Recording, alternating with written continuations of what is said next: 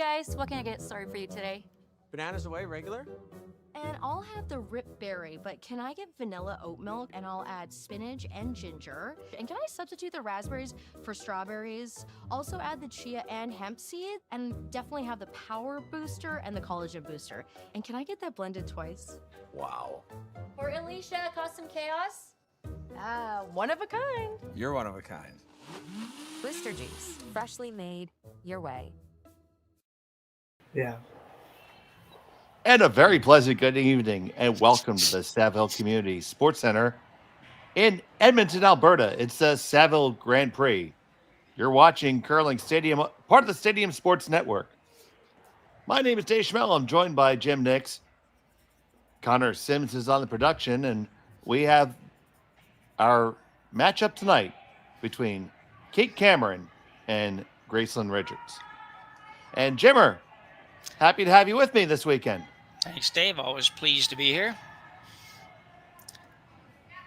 An interesting game here, Dave. It seems like most of these events, particularly in Western Canada, you have this situation quite frequently. We have a fairly young team that is either currently or just finished at schooling at University of Alberta, and a more veteran team who have been around for a little while, taking them on. You see a whole lot of those situations. We had that earlier today in our game, and we have that again today. And it is Kate Cameron with the hammer here on the first end. They'll be throwing the red rocks. It is Gracelyn Richards with the yellow. And Mackenzie Elias has the stone on the way, and we have kicked off this action. And we're going to start with a draw right down to the top of the lid. Yeah, it's interesting. We were commenting last weekend, and again the game I did earlier today, where we don't see this strategy quite as much in the game these days, even on the ladies' side, where they'll throw one in, they'll go ahead and hit probably for most of this end, but haven't seen a lot of that lately. Most of the time they're throwing up the guard and they're getting at it early, so a little different.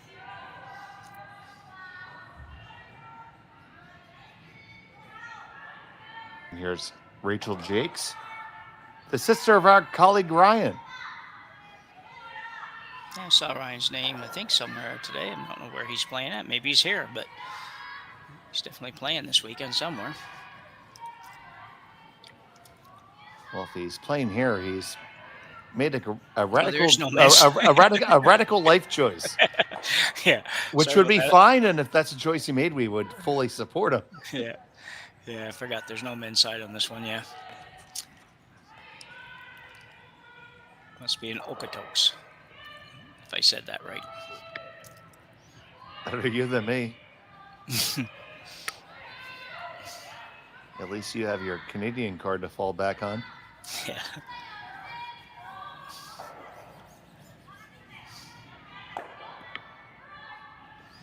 The True North, strong and free, with a tremendous number of very interesting names of towns.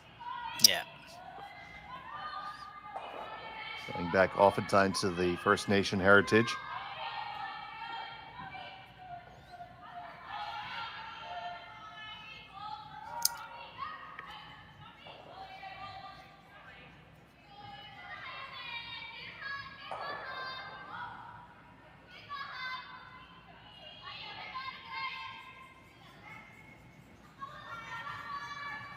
So here's our first look at Taylor McDonald.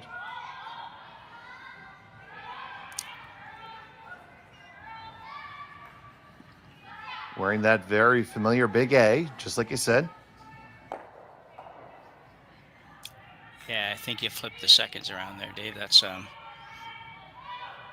Taylor. Oh, Sophia Rorchuk. My apologies. Yeah. Well, I was going to be right eventually. Here's our first look at Taylor McDonald. Yeah, these late draws start usually down where I am. These late draws tend to start at 11, 11:30, quarter, 12 at night. So I'm a little more awake at 10 o'clock my time. So otherwise you might have blew it right by me. Oh, I know you're never going to let me not pay for a mistake. Pretty wide open affair here, and in number one.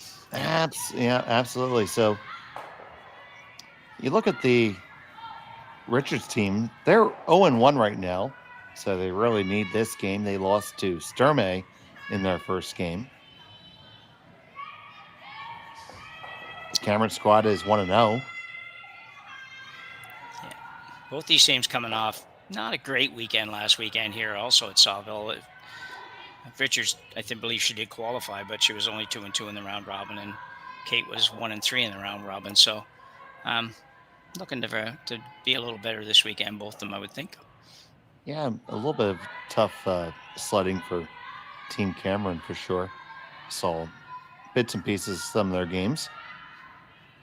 Yeah, pretty solid team that they have there this year. So it's I'd expect them to be. Yeah, it's early. Yeah. And they're out of St. Adolphe or something in Manitoba. I don't know where that is, but I don't remember seeing that name before. So. Yeah, I'd just go with Adolphe for that. I don't know if you had to pronounce the E, but yeah, okay. Maybe Manitoban can help us out with that. Throw that in the chat. I'll text my resident Manitoban.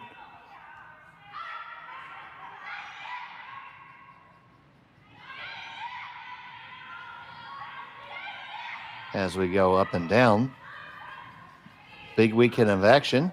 We have 8 sheets going right now across the 10 sheets that is the Saville Community Sports Center. We will be giving you updates on all the different games, and you can catch all those feeds right there on the Curling Zone YouTube channel. Please feel free to interact with us in the chat. Now, you do have to subscribe to be a part of the chat. We'd love to have you there. And if you subscribe, you can stay up to date on all of your teams and catch us all season long. We are looking very, very forward to providing you all the action. So they're going to hang on. So I'm being told that St. Adolphe is just south of Winnipeg. Okay.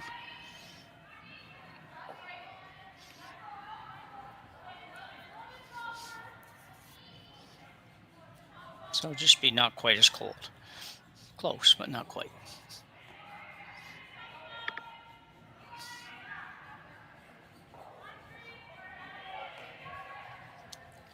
This takeout's a little bit further outside. A little surprised you're taking this turn, Jim. Yeah, not too many teams do this. You know, the one player and one competitive player that skip level that does play a lot more inside out than anybody else really was Jennifer Jones. She played the game inside out more so than almost anybody else, but a little bit of a surprise, I agree. Easier to hang around. Both teams padding their statistics a little bit here in the first end. Their percentages. Pretty simple game so far.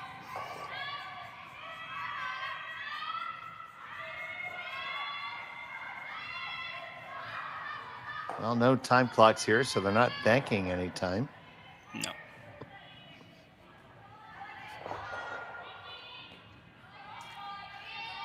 Good throw.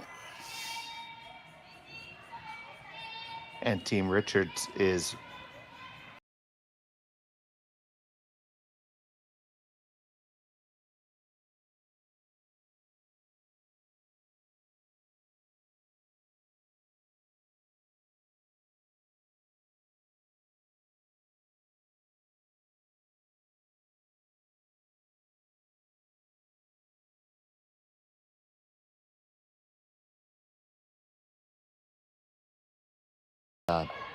Team Kleider and Team Moybrook really making their presence known, at least on the men's side, and of course teams on the women's side as well.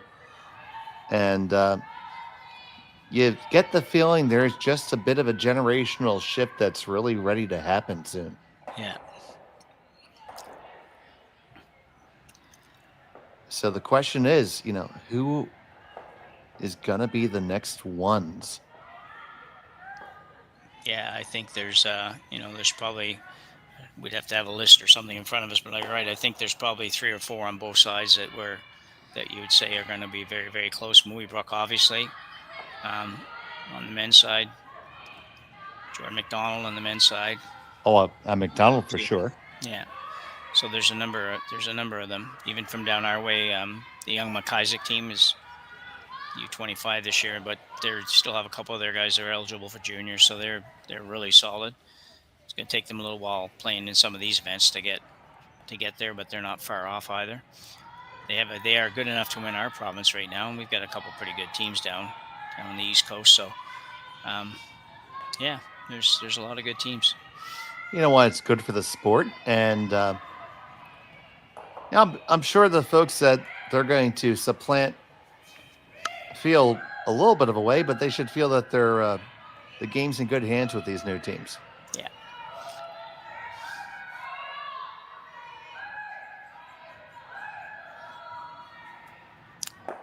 Gracelyn Richards with a chance to just kind of get not that I know they had practice, so they had lots of opportunity, but another little crack at find and draw weight here early in the game.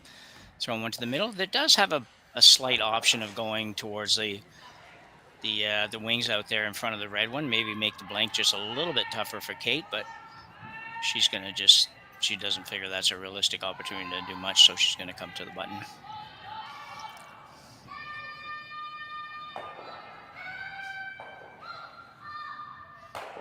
Does make the blank. Got to roll 6 feet to get it out, so. And, they're never really a sure thing, especially early in the season. No. So, Richards. Roachuk and Jakes on the broom. Yeah, going pretty hard on this, actually. Looks like they have a pretty good feel for it. Yep. Top 4. Yeah, nicely swept too. The inside sweeper stayed on it pretty much all the way down. And the cheerleader sweeper just kind of encouraged her along. It's my favorite kind of sweeping. Yeah, me too. So here comes Kate Cameron.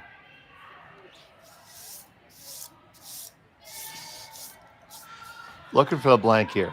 Yeah, and Kate can throw the high hard one pretty good too, so she'll throw a little extra oomph on this, so that she rolls out. It's a big shot. It seems like such a simple shot, but you play basically the whole end to be in this position, so you don't want to do anything like stay on this last shot for sure. So she spent obviously a very long time as a third before skipping a team herself. Final stone of the first. They picked this one up right out of her hand, trying to get the blank. Get the hit, not gonna get the blank. It'll be a single point for Kate Cameron. Richards will have the hammer in 2 when we come back. Hey Ben, what's the Aztec Safety online e-learning website again? Yeah, that would be aztecsafety.com. Fire extinguisher and firefighting, we'll send that one to Paul.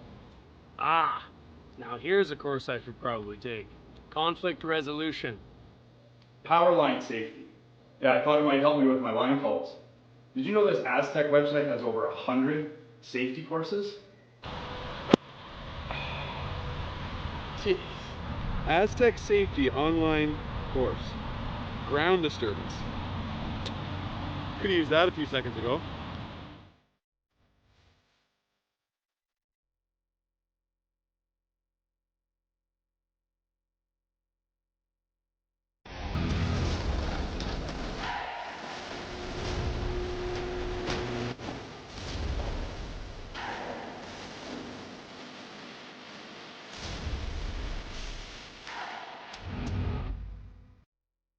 Live curling rocks. And this November, the best in the world are coming to Tahoe. Get your seats now at gsoctickets.com. But hurry, early bird pricing ends soon.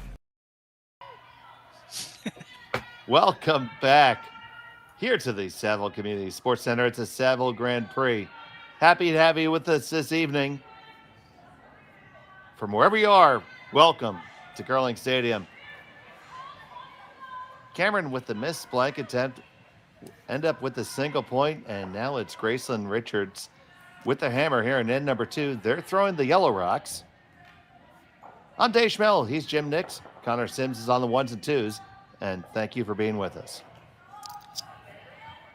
Yeah, Dave, we talked a little bit at the break there about the last shot for Kate Cameron. And, like we said before we went to break it, play the whole end for the blank there and then just come up and nose hit that, or more or less nose hit it. It's definitely a miss. Definitely not something you're going to get a lot of points in the old percentage scoring system. And more importantly, just a real missed opportunity to kind of retain Hammer going in number 2 here. It's on a very simple shot for what should have been a simple shot for her. So, but she is ahead. That means the other team has to get 2 to beat you. So. And back in 1917, that might have been the final score. Might have. I played some 2-1 games. Never played a 1-0. So I played some 2-1 games in my younger days for sure. And it was not 1917, but it was in the late 60s or early 70s or something like that. Probably early 70s, I guess.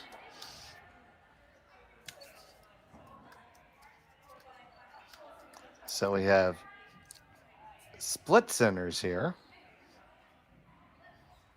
Yeah, interesting position for those Red Rocks for this is not a setup that we see very often anymore, especially now the no tick rule has become in. People like to live and die by that center line. Yeah.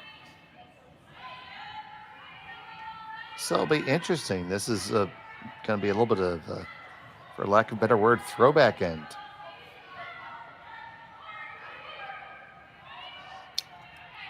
The benefit of this for Team Cameron, I would think, was, you have both of those stones tight and in a control position where any stone that Richard brings into the 4-foot area is certainly vulnerable.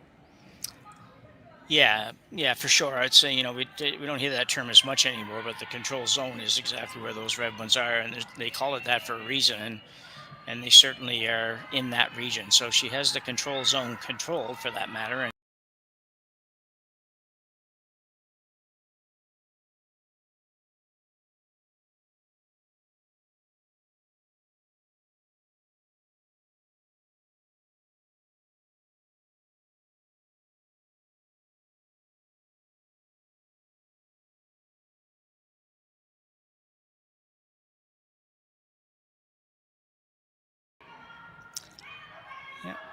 Richards gets that same opportunity. Difference is, obviously, as you pointed out, she's going to be rolling behind the opposition stones, and a fairly short run back for the Cameron team if that's what we end up with. Taylor McDonald's a good player. She's been around for a little while too. She's not old by any stretch, but she's been on some really good teams and really throws a rock nicely too.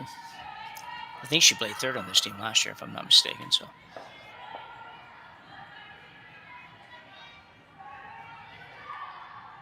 Brianne didn't join this team till March of last year, so the season pretty near over when she came on board.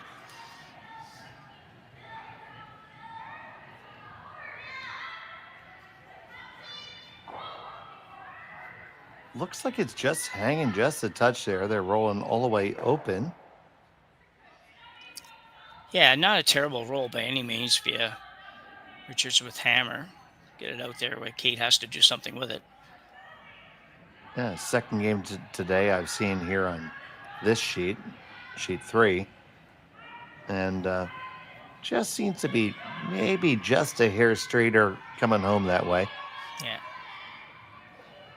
But that's such a huge part of the game. I mean, ice makers, and I'm part of a volunteer ice crew myself, and we do everything we can to make it as consistent as possible, but it's never going to be the same. It's part of the game. Yeah. And the ice conditions have been really great. They've been rewarding great deliveries and punishing poor ones. Yeah, really, really impressive ice service here. We've been here for 2 weeks in a row now, and both weeks it's been really amazing. And I agree, the ice seems just a touch straighter here. I don't know if not sure yet if it is or if they're just throwing it a little bit harder on some of those shots, but certainly doesn't have quite as much crow. But by quite as much, we're still talking about having 4 feet of ice at least on draws. So it's by no means straight. Now this one is way inside, just as we said that. And it's going to fly on out through the back. Yeah. Yeah, it can only go straight if you get it out there to where it's supposed to be. She was probably had to be a little bit tight on that, I think so. Good opportunity for Kate now. Kind of maybe make up a little bit of that loss of only getting one the last end. She's coming around here, but if she is, it's an indication of what you just referred to, Dave, where that's not a lot of ice compared to what we've been seeing for draws to that area. You know, normally they're out in the middle of the 12-foot for the shot. Assuming she's not bumping. I don't think she's bumping, but she might be. Chief ice maker at the Saville Community Sports Center. New this year is Cody Hall coming over from BC. Oh, okay. This one looks a little warm.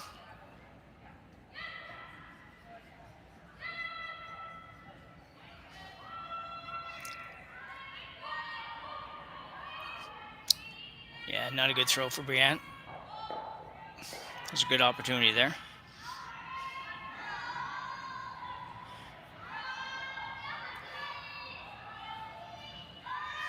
So now opportunity knocking again, but once again, it's you never feel comfortable with the underneath your opponent's stones like this.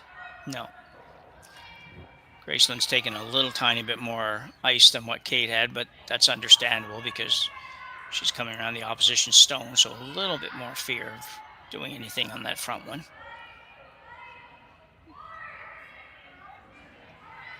This one does need to come around, and it also needs some gas. Yeah, I think the line's going to be pretty good if she can get far enough. Squeeze past the guard just by a whisker and come all the way down to the top 8. Well-manned shot, but here you see that short run. Yeah, for sure. It really was at 2.5, 3 feet, so it shouldn't be much of a problem making contact, but we did get to see the way the ice will curl, though, if you get the right combination of ice and weight there. So.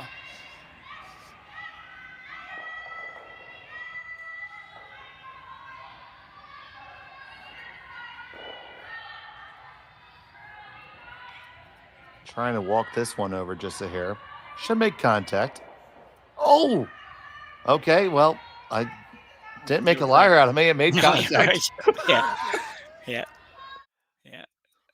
Yeah, we'll just have another look at that. I would have thought that she would have too much trouble with this. Looks a little bit like she just maybe set it out a hair on the release there because she was on the center line or close and released it out to the broom, which ended up resulting in it running a little straighter and, as Dave said, making contact, just not a whole lot of it. This end certainly bouncing back and forth as far as potential advantage for these teams.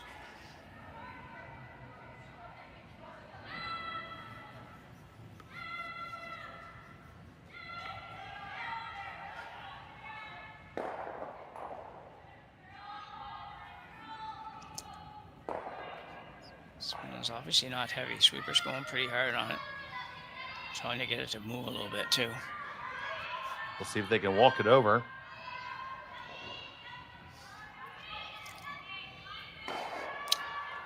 I think players today are, with so many of even curling club ice conditions being so much better than they used to be, and lots of curl, and it just seems like everybody kind of throws it out to the broom a little bit. Everybody kind of inside outs everything, and obviously not everybody, but a lot of people do. And if you have, like that one, if you have to go hard on it, then it just doesn't get a chance to move the way you think it would move because it runs so straight for the first probably third of the sheet, half of the sheet.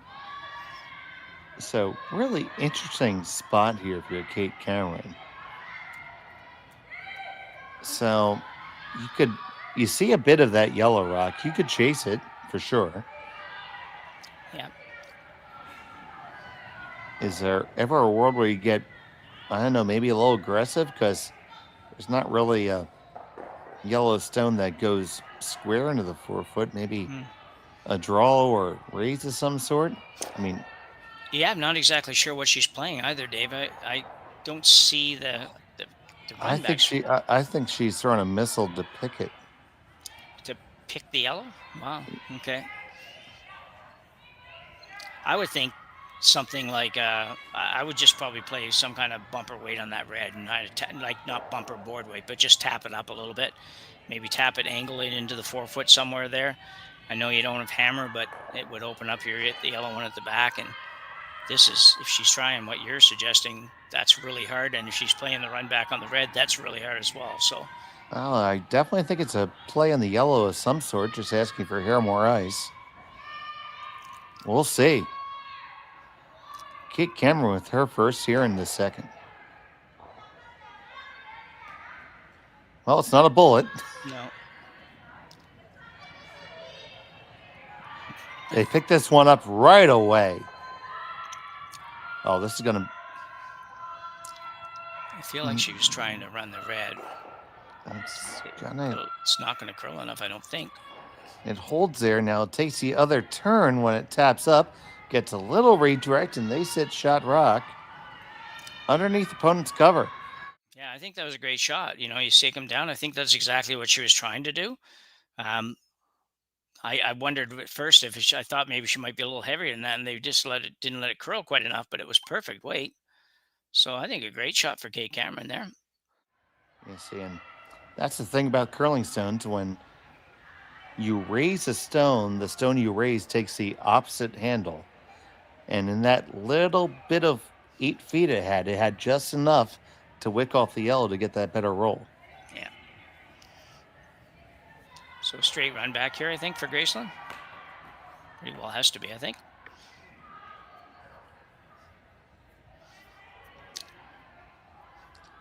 Anything less would be uncivilized.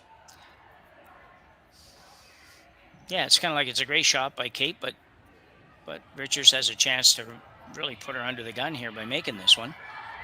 And then we throw another good rock back, and we possibly have a blank end. Yeah. This one is really over close. curling just a touch, but not bad at all.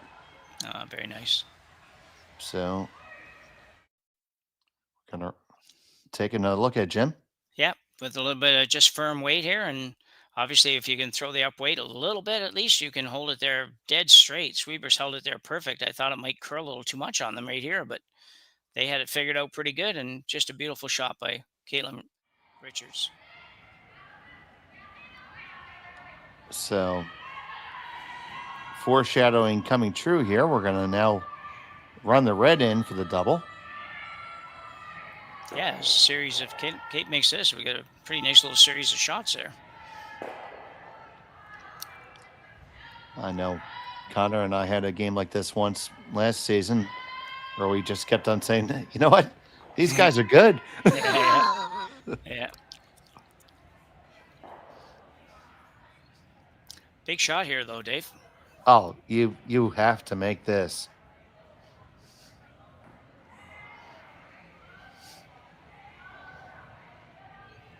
Kate throwing the weight that we thought she'd throw that first in. Cameron with her last of the second. Not laying a broom to it. Looks pretty close. On the one. Push the double through. And get the roll under cover. Beautiful shot, Kate Cameron. Yeah, it was impressive. Another look at it here. Really, obviously, right on line the whole way. Sweepers really did nothing but just clean up a little tiny bit of dirt on the way down. Nothing there. Throws it, lands it. Perfect angle. Perfect weight. Roll behind the guard. Can't be any better than that. Are you surprised by this?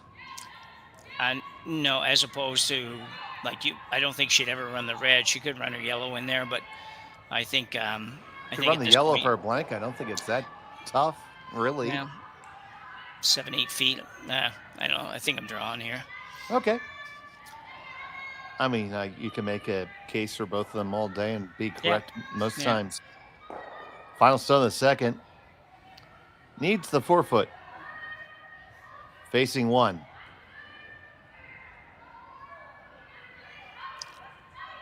Rochuk and Jakes trying to make sure the weight is right. This looks really, really close to that high guard.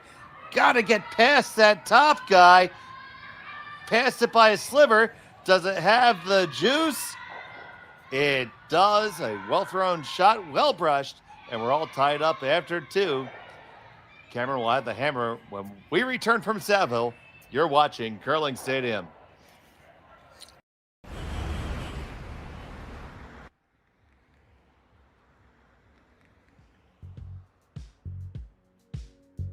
That's life. That's what all the people say.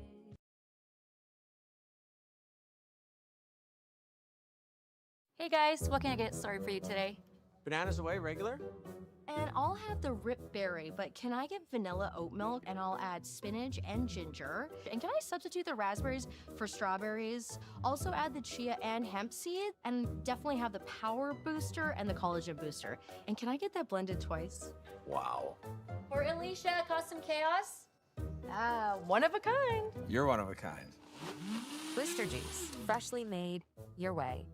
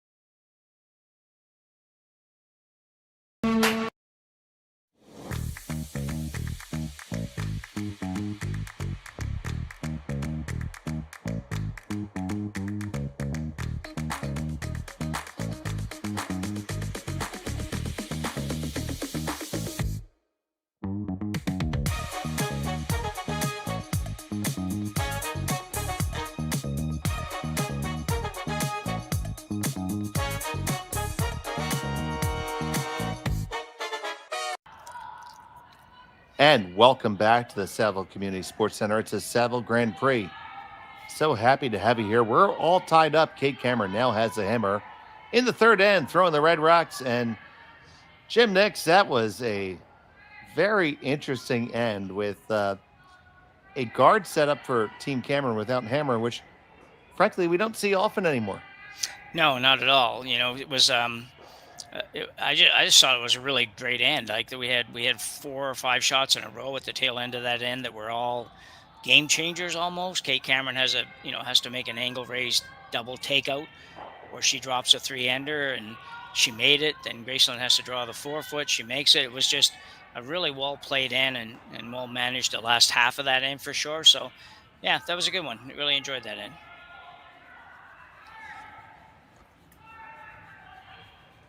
So coming back here, it is Richards with the tight guard. Cameron's first stone slips into the rings. And we went from being potentially full of offense to a little bit more conservative. Yeah, that's those little errors that are big with this level of curling. You know, you're trying to throw a corner or something like that and you slide it into the rings. It just totally changes the complexion of the end and where it goes. So yeah, see what happens here. Still going to be a couple yellow ones around, and Kate Cameron with hammer now. She may opt to just leave those. Well, she doesn't have much of a choice right now, so going right around.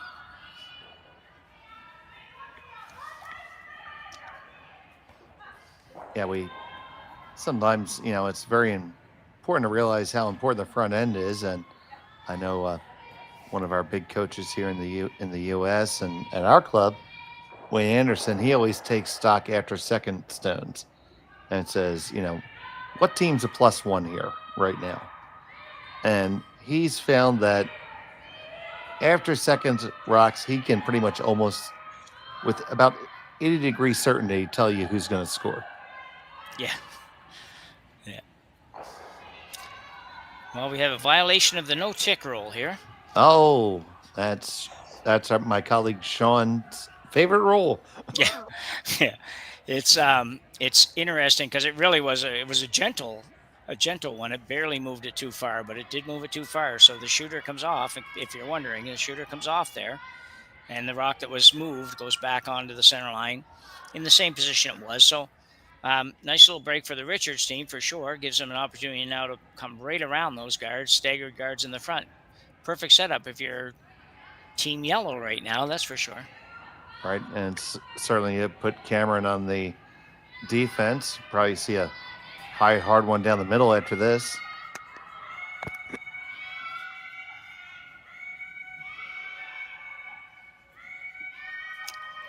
Yeah, I would think.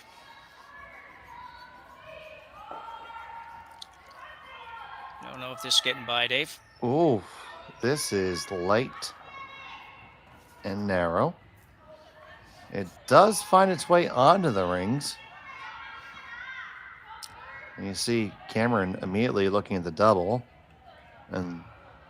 or possibly playing off the top one too. You might be able to get all three to go that way. But I think if you hit it this way, the top one stays, doesn't it, Jim? I think the top one stays too. It might stay. You might be able to bounce it over a little bit towards the corner, but she needs to move some of these around. So none of them are great for Kate Cameron team right now. Kate's team is looking not to have those rocks there. Pick this one up right away. Get the one to get the two. You got your double takeout. No problem there. Yeah, and roll to the corner. So a nice result for sure for the Cameron squad. Still with that tight center guard. Opportunity for Team Richards here. Taylor McDonald. Yeah, it's interesting. You know, for years, if I was playing this shot, I'd probably be going in turn around that just so I don't show a corner and leave a chance to hit roll behind the corner. But I think the way the ice conditions are now and how much it curls, it's not really the case. I mean, you probably could curl this too far. You could throw the in turn around there and go a little bit too far and have the shot, the hit and roll behind the corner available. So, yeah, it's just a different. The ice conditions are just so much different that you have to think about shots differently.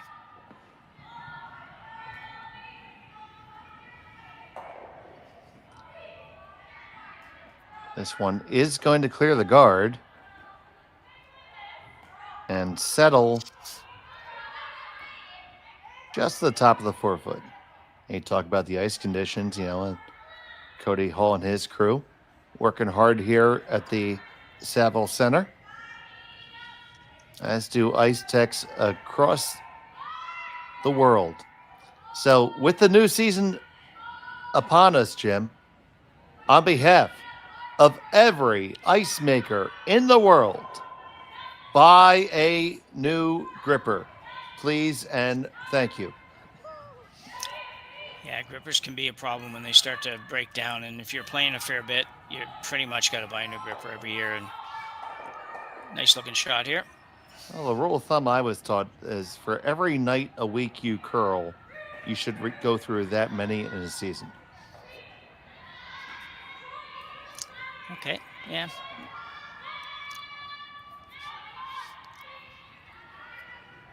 And if you refuse to do such a thing, do not ever complain about a pick. Yeah. Yeah. Yeah, they have some work to do here, too. They have 10 sheets here at the Saville Center, so it's, you know, when you're making ice here, it's not, you know, you don't get the luxury of just doing 3 or 4 sheets, and you're done.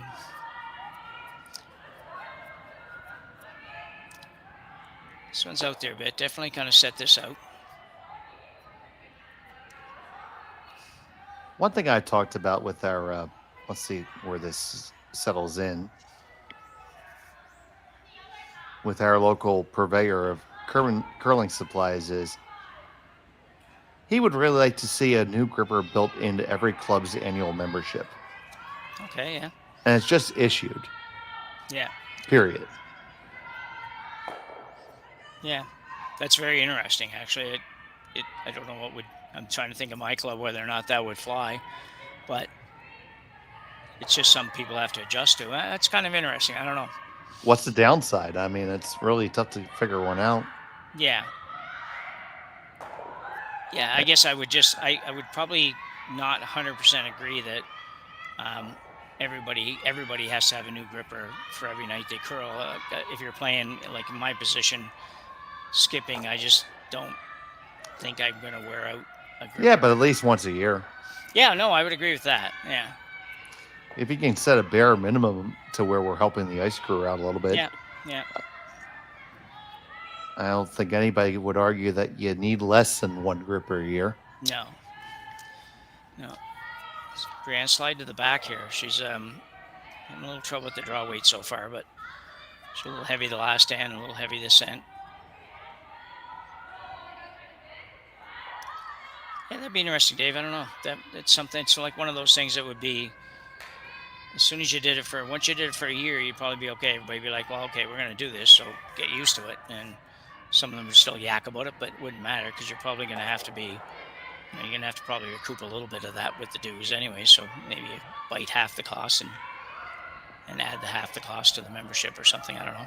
I mean, our curling supply purveyor has offered to provide them at cost if we did such a thing. Yeah. Look, nice shot there. Oh, that's a very nice shot. So we're going to need some cleanup here. You could make them go away and still lie too if you throw this really perfect. Yeah, absolutely. Yeah. Just a little bit high side here and make the angle double takeout, and both your rocks are around in the house. So Harris not laying a brush to this with good reason. Yeah, Brienne having a bit of a struggle here. She's got a lot of half shots in the last couple ends, so, and a really good opportunity now for Gracelyn Richards to put the heat on Kate Cameron for sure. So you just throwing a straight guard here, Jim? I think so. Yeah, I think guard. You know, top of the 12 is okay. Anywhere just short of the 12 is okay. Right in front of that one on the biting the top of the 4-foot, I think that'd be perfect. Be interesting to see what Kate played after that. I'd like Come to a little deep, she probably hits it, but if you stay out there a little bit, she's probably going to draw around. Yeah, I know with the type of weight she's capable of, I'd hate to give her any type of runway for that. I want to make it a little bit tougher. But we'll see. Yep. Gracelyn Richards.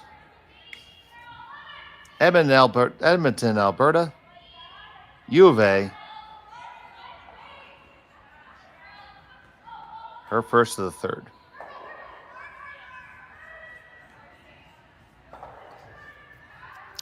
Saw Gracelyn make a perfect draw last end to score a point, so she's probably going to be pretty close to exactly what she wants here.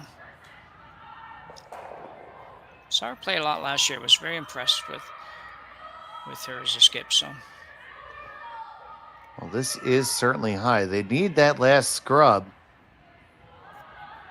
Okay. Not perfect. I think it's she would like got a little tiny bit more curl out of it, but I think Kate has to.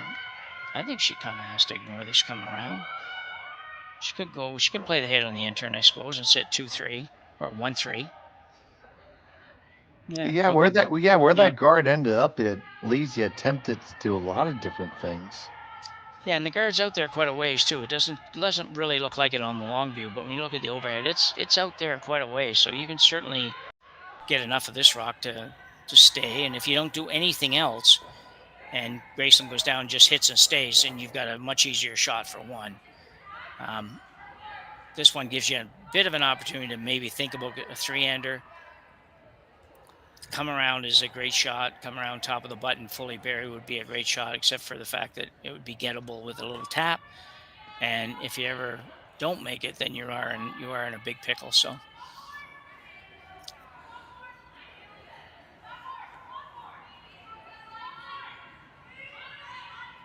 So here's Cameron.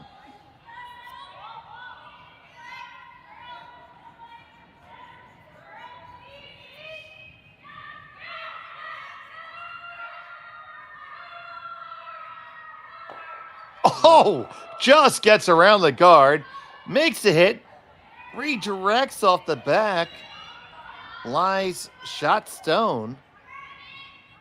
After all that. I can have another look at this. This is really, really close to the guard. I'm just a bit surprised. We can't hear her, so just sneaks it by. We can't hear her, so we're not quite sure if there's some panic in the sweep calls or not there, but there would be if I was calling it. I'm thinking you don't need to be quite that close. Oh, I was panicked sitting here. Yeah. So this is, as you so eloquently put it, gettable. Yeah. But how do you eject it? And how do you eject it and make it tough? Well, I think you try to hit half to 2/3 of this rock, and you're just going to sit wide open on the left-hand side. I don't think you have a lot of other choice. It's too risky to do much else, and you're not going to really get much more than that out of it anyway. So I think you hit half a rock. I mean, Go ahead. No, go. I was gonna say, imagine if I had to steal a point to save my life right now. Yeah. I would draw out, turn to the back four, maybe. Absolutely, yeah. And again, same thing we just talked about. She just made that shot the last end, so that would definitely be a possibility and an option. But way too early to play something that uber aggressive. Well, I think so. I think you do run a bit of a risk of a deuce if you play that, and I mean everything's a risk if you miss. But if she makes it, she's not going to give up anything more than one. So on this really hard though. Yeah, they picked this up right out of her hand. It is tight to the guard. Can they hold it past? Can they hold it past? Will they hold it past? No, they won't. That's going to be a free draw for 2 for Kate Cameron. Yeah, and she'll be having a little look here to see if there's a way to get 3 here. It doesn't look like there is, I guess. I thought I didn't have a real great look at the back yellows to see whether or not you could. Well, Connor's going to give us the overhead. Yeah, it would be. You would have to be too close to your red, I think. That would be, that'd be downright scary. Yeah. But hold on, is she considering it? I saw that broom. Yeah.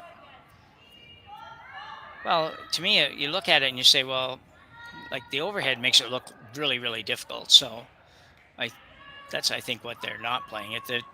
The long view that we're looking at here, where we just see Brianne in the house, is it does look like you could combine your red one by an inch or inch and a half or so and hit the other one pretty full, bounce over and maybe score 3, but not worth it. If you ever ticked your own on the way by, you'd be giving up 2. So. Well, this doesn't look like draw eyes, Jim, unless she's coming all the way around the open side, but we'll find out shortly. Yeah, it's got to be a draw, I think, Dave. It's just drawn to the 4 foot on the opposite side of where Brianne is. Okay, there you go. Yeah. Final stone of the 3rd. 1 in her pocket, just needs the full 8 foot.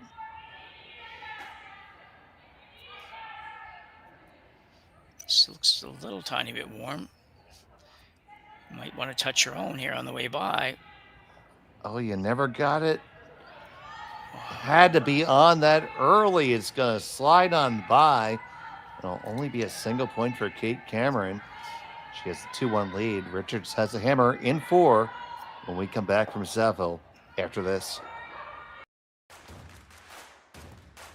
Imagine being able to stream every curling game from every sheet from any event, be it your Wednesday league game, bonspiel, or corporate event. Curling Stadium offers an all-inclusive streaming solution featuring high-quality cameras, ease of use, great reliability, and minimal installation. Offering your sponsors customizable ad space on your streamed curling games and being able to sell video packages to your corporate events for increased revenue. With Curling Stadium, you can stream to any device, be it your mobile phone, tablet, or computer. Push the feed to your desired platform, be it Facebook, YouTube, or any other social media. Curling Stadium is simply the way forward. Where it's commonplace in other sports to televise every game, we want to do the same. Curling is a global sport, and it's time it gets the coverage it needs. Make your curling club the next Curling Stadium. And welcome back to the 4th end of play here.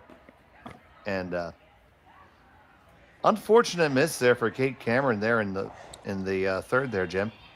Yeah, a shot that went wrong all the way around, in my opinion, Dave. I think she obviously threw it heavier than she needed to throw it. It was really just a straight draw. She didn't need to split her own or anything to score 2. So it was really just playing a draw to basically T-line and threw one that just slid through the house. So definitely heavy, but and again, this is probably early season and kind of a new team and everything else that goes with that. A shot that could have been saved with a little bit of communication. If everybody talks about that and they just make contact with half of that shot rock, I'm pretty near positive that both those rocks stay easily and she gets her 2. But, because they did think about a tiny bit at the end there where they kind of got on it, but it was too late. And it was the sweepers let her know you got to have some contact or it's through the house, then you just play for the contact. It's not that difficult. And unfortunately, they just didn't do that. But again, cut a little slack because it is a new combination and it's early in the year, but they'll have to fix that up. They kind of clean that up. You can't have that happen at this level. So Yeah, and that's certainly chemistry that hopefully, well, if you're going to make it, has to come. Just call it what it is. Yeah. But I have every faith that they will. They're all good players. Just, had to get the flow for each other just a touch. Yeah. Yeah, exactly. Yeah.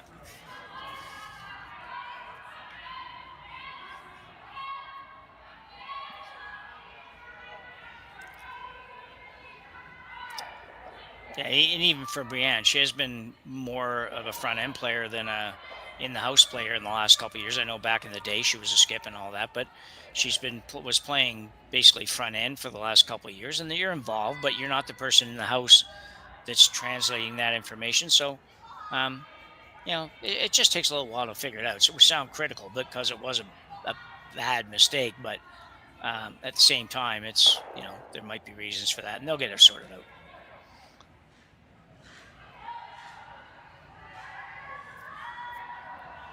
Skips have been very good for the last couple ends, but both of them threw not good shots with their last ones in this end. So neither one of them will be happy with their last throws for sure. Absolutely. For as well as the second end was played, well, the third, let's just move past that. Yeah. Crystal Mitchell, not a bad little setup here right now. There's a center guard, but she's got a couple in, and center guard's really long. Yeah, with hammer and a very difficult stagger. So Cameron just going to play the open one here in the fourth end. This is Taylor McDonald. Any relation to Jake, Jim? I have no idea. Or maybe Connor can chime in if he knows that answer.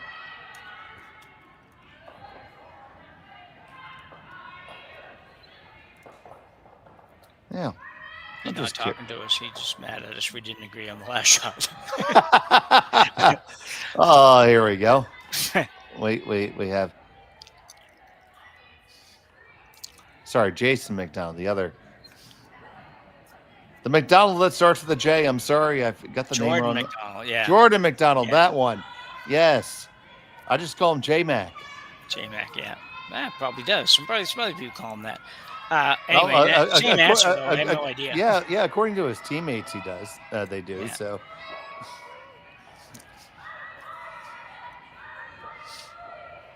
I know if, my name was that, I wouldn't mind being called J-Mac. Sounds kind of cool. Yeah. I mean, you're talking to a guy whose last name is Schmell, and, well, that's not always been fun through life. Kids are mean. Yeah. I could see how that could be a problem. Yep. What's that Schmell? Get the Schmell out of here. Yeah. Who the Schmell do you think you are? So when somebody says you stink, is that a compliment or is that an insult? Oh, boy. Okay, back to the end. But you're still in pretty good shape here.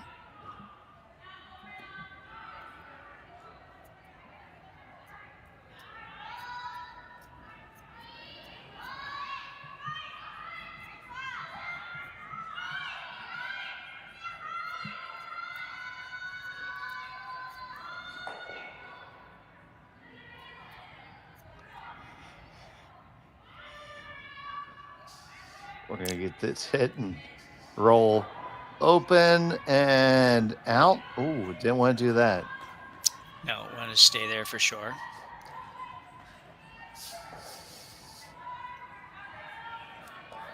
So, okay, going to go to a little more offense here.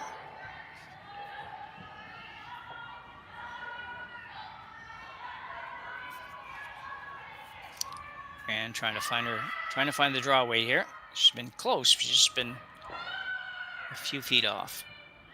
Yeah, she's had the mailing address for Drawaway, just not quite the exact postal code yet. Yeah.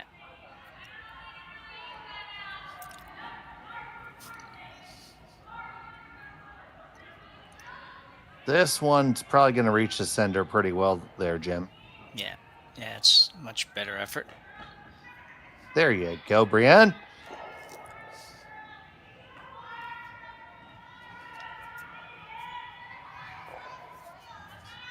Just a whisker wide, but weight-wise, pretty good.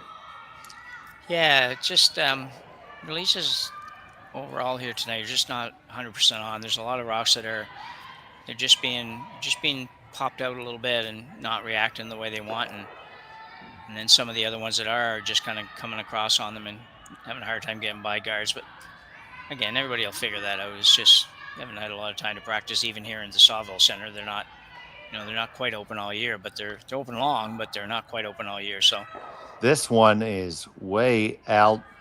It's all the way in BC. Yeah, that's not a good throw. Did not make it back. Cameron now in a great position with only 3 rocks each to come. Could come right around here. Some teams might come right around this, but they're going to have a little chat about it. And we have our first mound visit.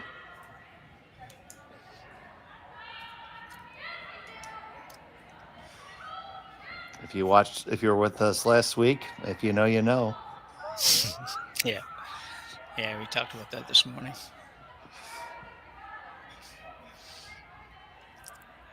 So she kind of likes corner hooking that one in the 12-foot. Yeah. That's certainly not the worst. I mean, for myself, I don't mind coming around the other turn and coming in. And I think with the way the ice is finishing, if you throw a really good rock, they're going to bring the whole team down now. You could be basically on the center line, frozen to your own. Not a good angle to run the yellow in. Now, are you thinking about, when you say that, are you thinking about coming around in turn? Yes, I am. Oh, are you? Okay, yeah. I think it's possible. I mean, I'm sure it's surely not easy. I think the out turn just carries a hair more of a downside if you were ever to miss it.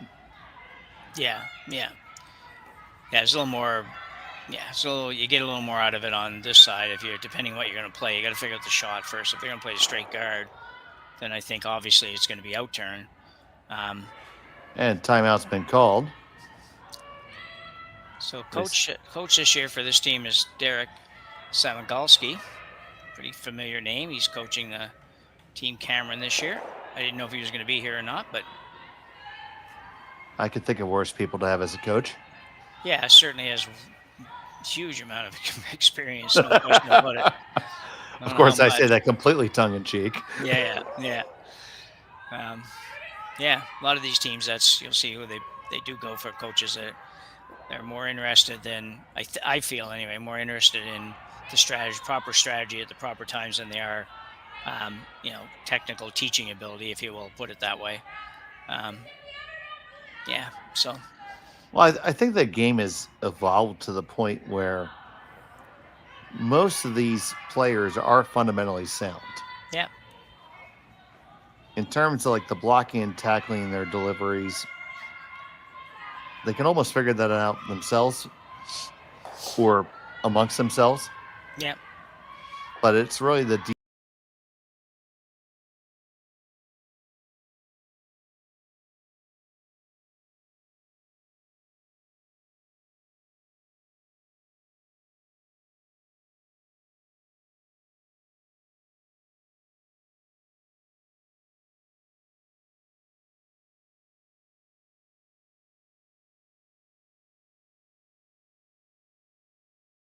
bringing off the bench. I love it. Sign me up. So it looks like we're playing that sort of corner on the top yellow. Probably went a little too far. And to be honest, I think that she can come around on the out turn and still get to that. Yeah. Yeah. She may not be able to remove it. She thinks she might be able to, but got to be a little careful. You definitely don't want to slide by on this one. No, I agree. And this is that exact same path that we think might be just a skosh straighter. Yeah. She's definitely going with enough weight to move that right out of the rings, Dave. She only got, what, a foot and a half of ice or less.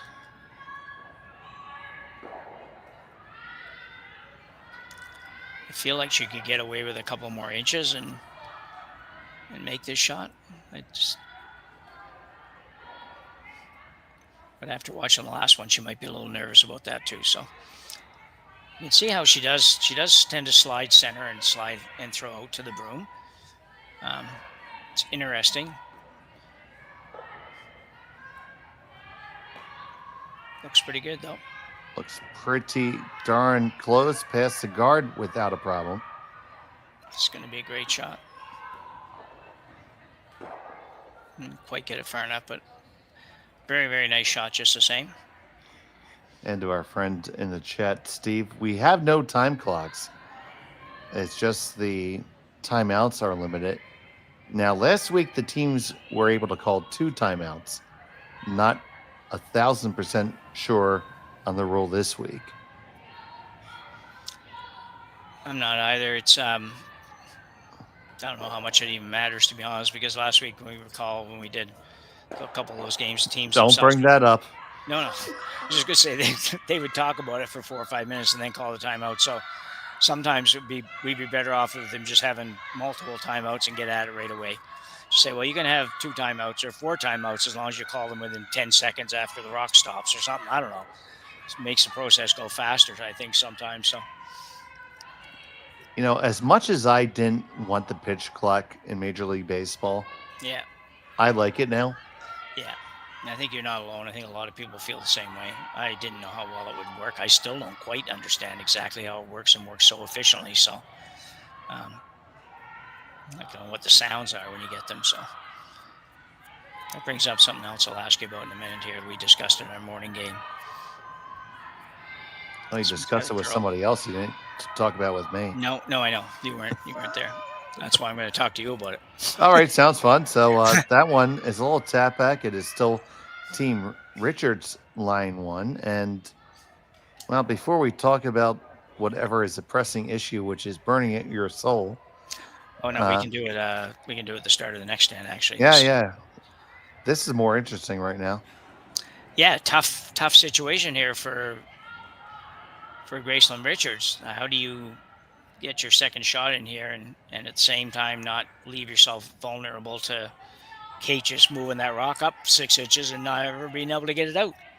Do you do you try to throw back 8 maybe and just, because the guard is a long way out. It is. From the long shot, it looks like it's close, but it's not close. Yeah. Well, we just saw her basically come around that guard and tap the rock to the back of the house. It didn't finish radically after it got by, but I think you can probably get there, Dave, to your point. I think you can do that. The other thing is, and she's looking at now, is do we go in turn right around to the top of the button, say, I'd be sitting 2, and that's good. It just scares me leaving that red one there. So she may decide to just guard this up, to be honest, and see if she can figure out how to get 2 on the next shot. Do you ever play the in turn around the high one onto the yellow in the 12-foot into the red? Yeah, interesting. I think it's one you talk about and say, well, that'd be kind of neat and good shot, but nobody ever plays. I just think it opens things up, maybe not quite the way you want, and if you don't make it perfect, I don't see that you're going to get what it's going to do for you. You're thinking about throwing enough weight to go yellow, red, and move the red? You must be. Yeah, I was thinking maybe back 12-ish. Yeah. Well, it'd be interesting. I don't know. I don't see anybody playing that shot, but I can't give you a real reason why, other than I just think you leave yourself too vulnerable unless you make it. And it's not an easy one to make. This looks like a guard attempt of some sort. Well, from where I live in the Northeast, we have lots of diners. And if you ever been to a good New Jersey Greek diner, the menus are about 12 pages long. So I just want to make sure that you can read the whole menu. Yeah. Okay. Well, that's certainly a guard. That's way out there, guard. I don't know what they did for you. I don't know really what it guarded. Yeah, it's kind of baffling to me. I don't see that it guarded anything. And I love what Kate Cameron just referred to, but now they're going to the other side. I don't see this shot either. I think the outturn little tiny tap on that red is set up almost as good as you could get, isn't it? That seems like the shot all day. I mean, yeah. I know this is obviously makeable as well. You can put this right on the button, and take away the end. But I just feel like the other side is that outturn tap to me is just agree difficulty-wise way easier. Yeah, I think you've got lots of wiggle room with that shot for sure. So, no, this shot too. As long as you're not heavy on this shot, you're going to make it nearly impossible for Gracelyn to get her too. So, well, just don't be heavy. Absolutely. Kate's going to make a liar out of both of us and just weld this on there. Yep, she just might. Her final of the fourth.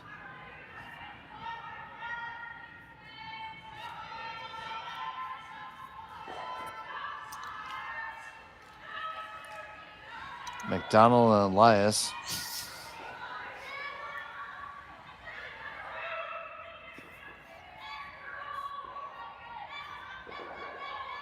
Just a skosh heavy, Jim. Yeah. Oh no. Well, it's not where you want to be, and you actually helped out the other squad a little bit.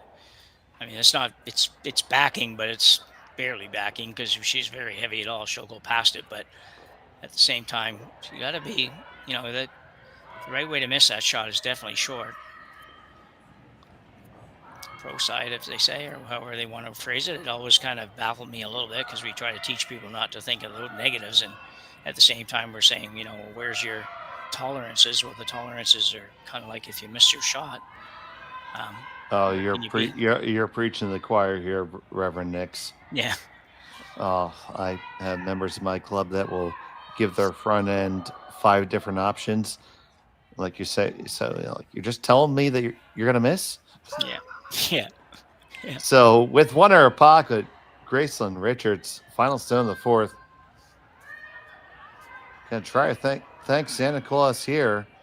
Has to take advantage of this opportunity.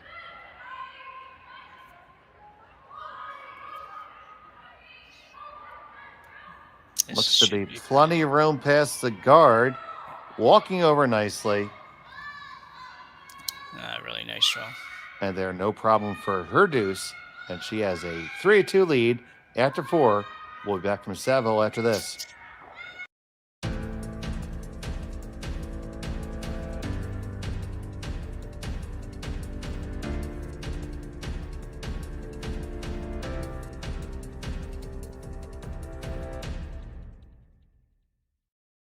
For over 20 years, the Sandra Schmirler Foundation has granted more than $9 million to hospitals across Canada for life-saving equipment for premature and critically ill babies.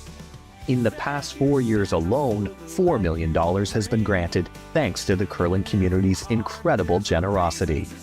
The need continues year-round, and with your help, we can ensure every baby has the chance to grow up and become a champion, just like Sandra.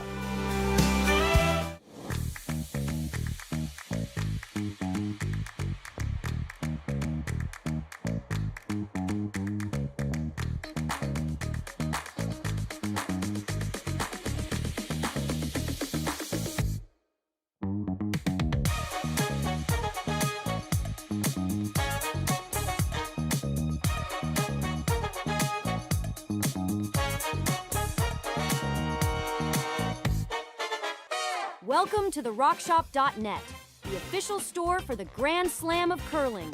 Whether you're looking for the best hats, stylish clothing, fun toys, or unique accessories, the Rock Shop has it all.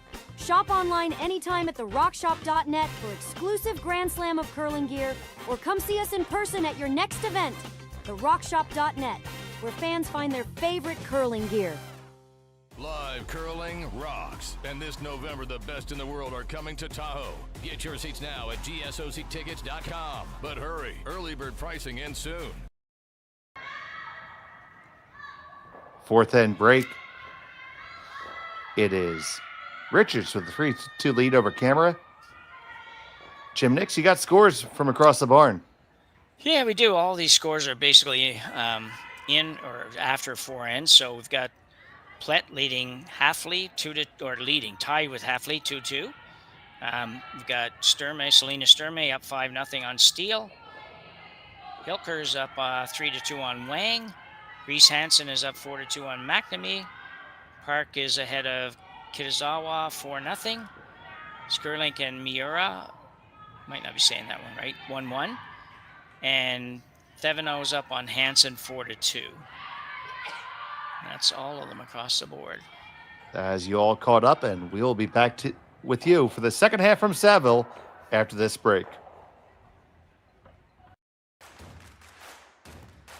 Imagine being able to stream every curling game from every sheet from any event, be it your Wednesday league game, bonspiel, or corporate event. Curling Stadium offers an all-inclusive streaming solution featuring high-quality cameras, ease of use, great reliability, and minimal installation. Offering your sponsors customizable ad space on your streamed curling games and being able to sell video packages to your corporate events for increased revenue. With Curling Stadium, you can stream to any device, be it your mobile phone, tablet, or computer. Push the feed to your desired platform, be it Facebook, YouTube, or any other social media.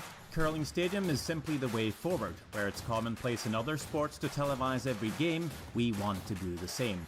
Curling is a global sport, and it's time it gets the coverage it needs. Make your curling club the next Curling Stadium. Yeah. And here we are back here. Fifth end. Kate Cameron with the hammer, trailing by 1 stone. Dave Schmel, Jim Nix, Connor Sims on the production. Happy to have you here from the Saville Community Sports Center. It's the Saville Grand Prix here on Curling Stadium. And we were talking some in the break about, and the chat's been talking about pitch clocks. And you talk about that timing, and you had a conversation with our colleague Rory earlier today. Yeah, we were just discussing the communication options available. You think about sports now today, and you think about football, and quarterbacks and whatnot having headsets in their helmets to communicate with the coaches. You look at baseball now with the pitch clock, and you've got the pitcher, catcher, and 1 or 2 other players, or 2 or 3 other players that have that information transferred to them as for what the shot is, what the throw is going to be, what the pitch is going to be, all of that sort of thing. Do we, and if so, when, do we expect to see similar type technologies perhaps in curling? Don't have an answer, but I wouldn't be a bit surprised to see that be a topic of conversation as we move forward in the next couple of years, to be honest. And absolutely, I agree. I'm certainly not accusing this game of being played at a poor pace. I think it's perfectly comfortable and reasonable, but we've all seen games which just seem to drag on forever. Yeah. I mean, so you see Jerry Gertz, our executive producer, throwing in there saying that they've relaxed, the WCF has relaxed rules at the international level to allow teams to communicate with the coaches during the game. Okay. When it's a non-throwing team. So it's gonna be interesting. And we'd love to see your opinions, because let's be honest, Friday night in September, you guys are curling fans. If you hear my voice right this moment, you are decidedly a curling fan. So I'd love to hear your opinion, and so will we. And you know what? There's other folks who are watching this who every once in a while get to have a say about how these things go. So make your feelings known. Yeah, I think it's I think it's a very worthy conversation. That's very interesting what Jerry's got posted here too. I didn't realize that was coming and that was going to be something that was going to be there, and it will certainly be interesting to see how that goes. It has to speed up some of the conversations that take place during a curling game for sure. I see Steve Manfred says, I'd love to see the players given mics and earpieces so they can all talk throughout without shouting, as long as the broadcasters can still eavesdrop. See that, Steve? I will say that being on this end, that's dangerous because we hear them even when you go to break, and sometimes you don't want us to know what they said. Yeah.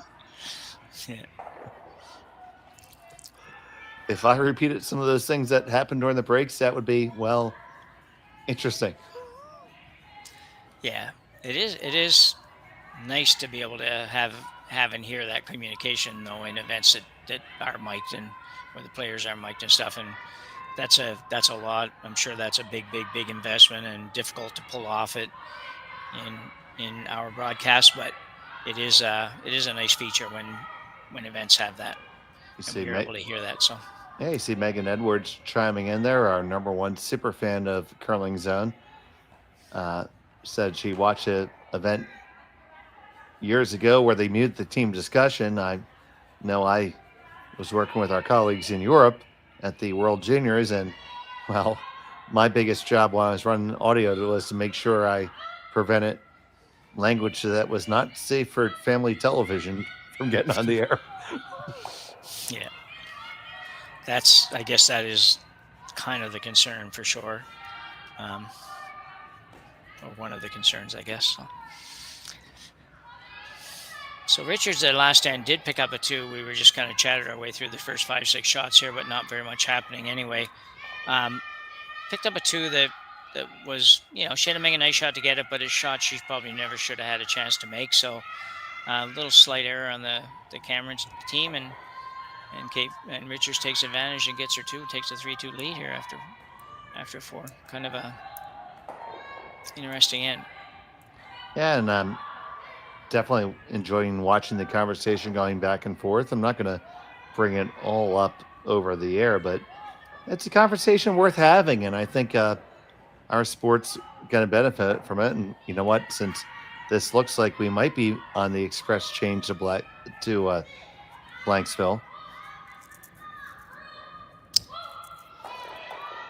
Yeah, it's you're right. We are, and it's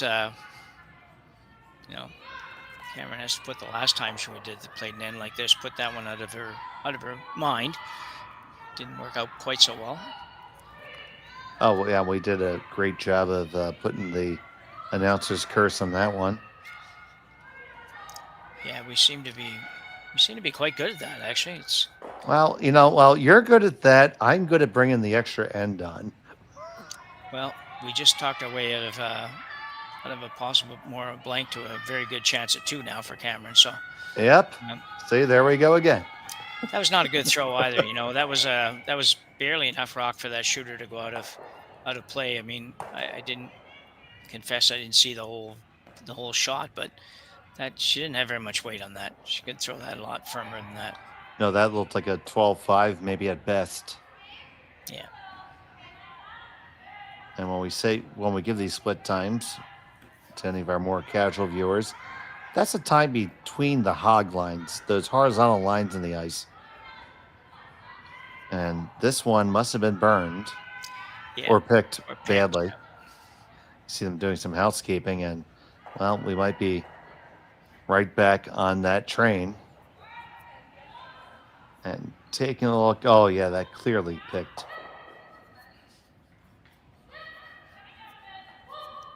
So a chance to redeem herself a little bit. Third stone for Gracelyn Richards. I'd expect this one to have just a little bit more weight. Yeah. There you go. In fact, they're even saying it's a little bit hotter than it was called for. But after it going the one way, that's always the way you're going to make the error. Yeah. No mistake about that one. No, much more solid for sure.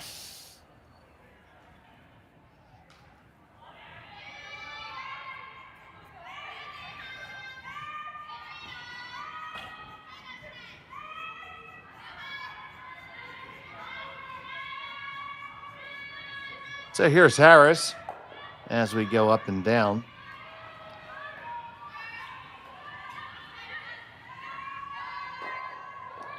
Ultimately, curling, like every sport, has things that you want to get better, make it a better fan experience. Because, frankly, that's what pays the bills. Call it what it is. Yeah. And it keeps the interest of even players. I know at my club, if a game starts dragging on, people are looking for looking to see how long it is before they get themselves a cocktail. Yeah.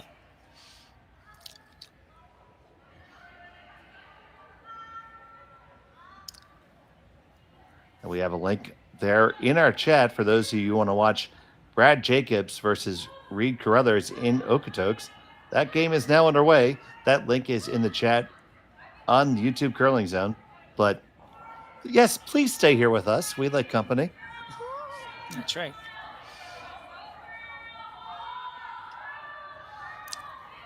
You all have 27 devices. You can watch us everywhere. Yeah. Might roll out here. Oh, might have Oh, stopped. Wow. That's a sneaky shot there. I think it hit one of the large pebbles out there, I think. Definitely fresh ice out there. It really depends on the club. I mean, I know as part of a volunteer ice career, we had to make a point to cut down the sidelines a couple times a week. Yeah. Because we don't look to dish our ice. We like our ice curling both ways. But if you're not careful, it will happen.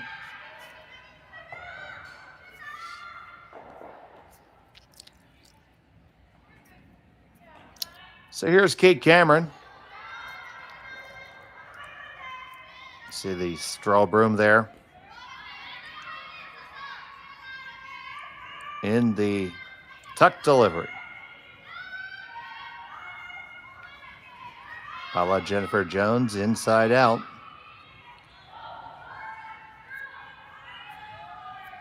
Gets a hit. Nice little roll over into the 8-foot. Well done there. Yeah, I think when you get out that far, Dave, I'm sure that wouldn't be the case here, but I know certainly I've played in curling clubs over the years that when you're not out there very often, and there are some clubs that outside, that once you start getting in full 12 or even a little bit beyond that, it's very difficult to predict what the stone is going to do out there. Sometimes it'll, just drift back on you, and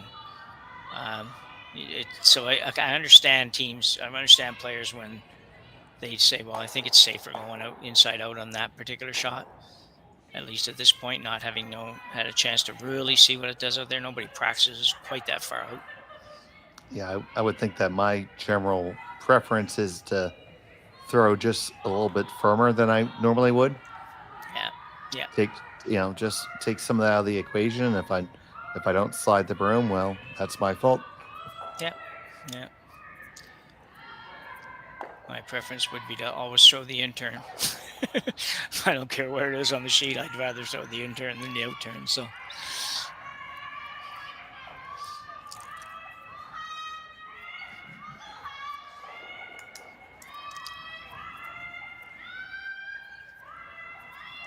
So Cameron, now with a chance to get that blank.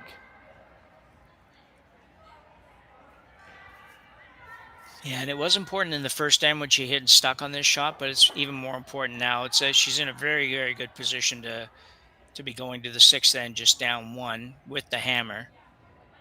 And she really doesn't want to go to the sixth end tied up without the hammer.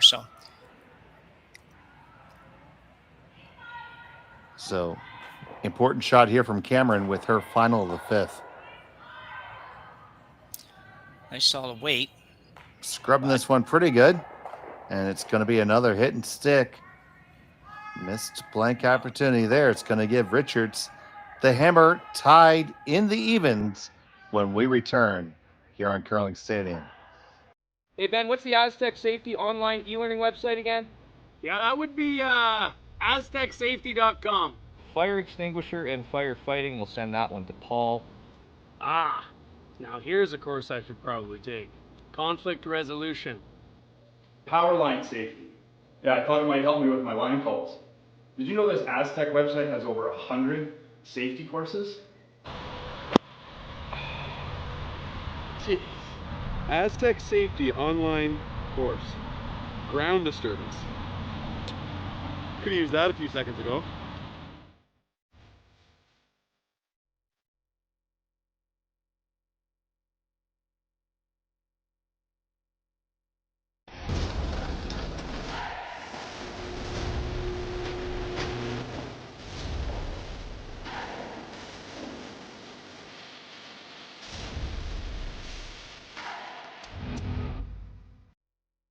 Live curling rocks. And this November, the best in the world are coming to Tahoe. Get your seats now at GSOCtickets.com. But hurry, early bird pricing ends soon.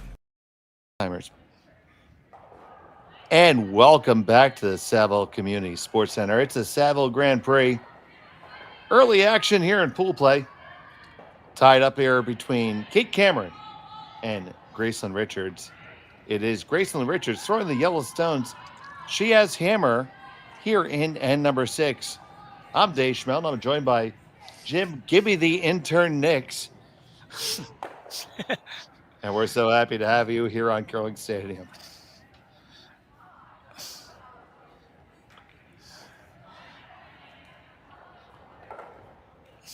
Yeah, big missed opportunity for Kate Cameron's at the last end. She had 2 cracks at blanking now, and both times it ended up nose hitting and staying. And that's a big one for sure. You know, sometimes it's just hard to make yourself maybe put the broom in the exact right place for that shot, because early in the year you're just not quite as finely tuned perhaps as you might be in another month or so, because really that shouldn't be a shot that Kate has much trouble with. And to hit it right on the nose like that, just to me, just maybe indicates just a little lack of confidence that you can take that little extra ice and be sure to get the blank. So with that all being said, and you hear the term have a goldfish memory if you're a skip. Absolutely, yeah. Just to stow it, you go hard steel here if you're Kate. I certainly think you start the end with that intent. Yes. I would start this end with the feeling that I needed to steal, because it's just too hard to play the game to force to 1 now. So I think you start with the intention that I'm going to go as hard as I can to steal 1. If that changes up a little bit as we go on, and then that so be it. But I'm going to start at least with that in my mind. Because really, if you give up 1 here, you're down 1 playing 7 with, but or even a blank doesn't really help you. So. Yeah, it's a big end to score. If you can never score here, you're in good position. This one skates quite long. Yeah.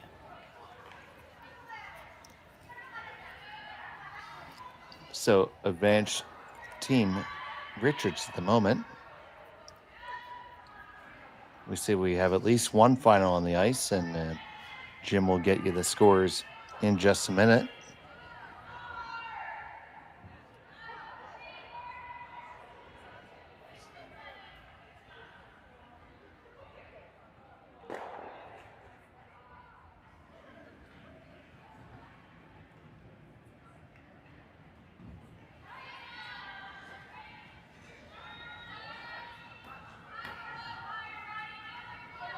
So here's Rachel Jakes.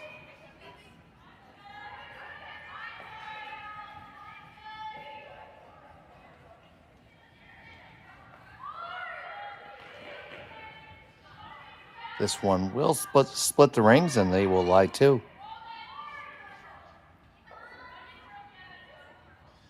And Jim, why don't we take a look? Because I don't have it yet. Well, then we won't. Sorry.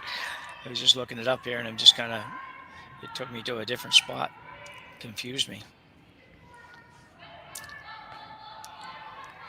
Just while I'm doing that, though, I will comment there that you'd see a lot of teams, even with hammer here, that might decide to come around that center guard versus go into the wings like that, but not the case here. Well, it's almost as confusing to me as why do all M&Ms taste the same, even if they're different colors? I don't have an answer to that. I don't have any answers on anything today, Dave.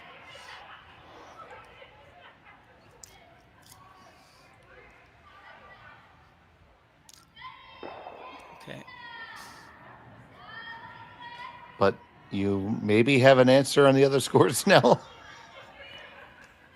Close here. Yeah. Oh, we're close. We're getting close. That is fantastic. Close is great. Yeah.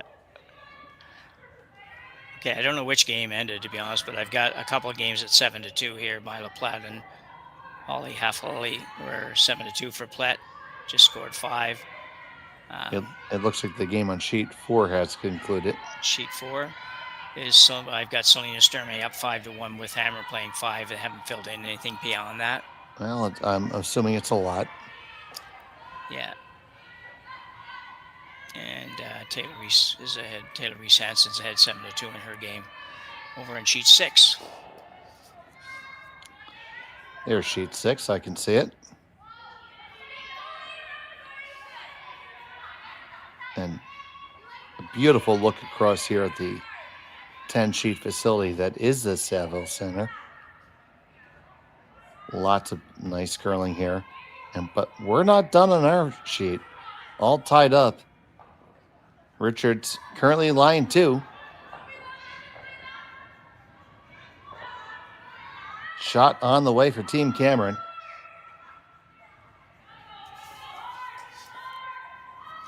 Sneak it by. Oh, no. Kind of gets lucky to still make contact, and it did clear the yellow out. It's certainly unfortunate. Let's take another look at that, Jimmer. Yeah, shouldn't come down here. Just try to get by that yellow and make the double. And she's just a little late, maybe getting the brooms on, and just ticks a guard. So close. She sneaks it by there. She probably makes that double.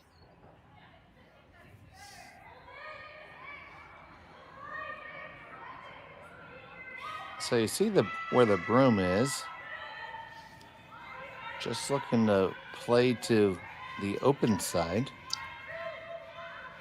Yeah, it's a long way to go with that sort of a strategy, to be honest. So I don't know if it's the best thing. But one thing for Gracelyn, though, if she ever gets forced to 1, it's not the end of the world here. But you might get to a point where Kate decides to ignore something and come around to guard, which might not be the best situation for you. So I might be tempted to sneak around that, even sneak around the high guard here. But yeah, because Kate Cameron's thinking that the math is not in her favor right now. Yeah. So feel free to call me stupid. You generally do at least once a weekend. Do you ever just throw a high guard here? If you're Cameron? And go in right now. Well, I think now she has a situation where she can kind of escape a little bit here and hit the red and flop behind the guard, sit 2, and be in a pretty good position. Yeah, that would put the force on, but you're still going to be in the wrong end of hammer. Yeah, well, for sure, yeah. I'm thinking you can change gears here and try to steal it. Yeah, I think you might have an opportunity to do it by doing this, even though if you can make this and make a halfway roll behind the guard, then what does Gracelyn Richards do? She may just come around. She may play a hit on yours. If she does, then she opens up this draw a little bit is all. I think this yellow rock is a problem for you, and you have a chance to maybe get rid of it. She's going to stay. She needs to stay on this, though, for sure. She will stay in line 1-2. Very difficult angle to double on, so. Yeah. Richard's going to play a little hit and flop. She could draw around, too, if she wanted to. Have to be careful not to end up too deep here.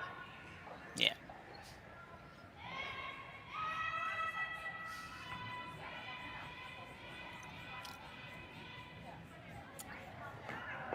I think you have to hit this firmer and thicker than you think.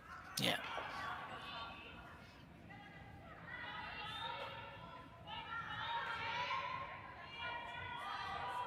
Haven't really laid a brush to it yet. Now we're trying to work it over. I think we're nose at best. Just a hair of a roll.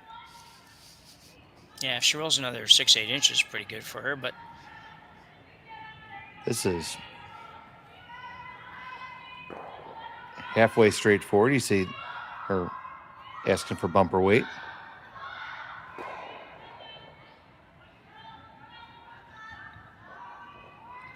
Relatively universal signal in curling. yeah.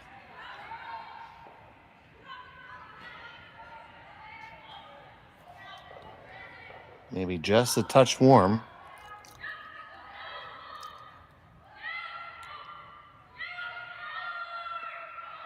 On and off. This looks close to good.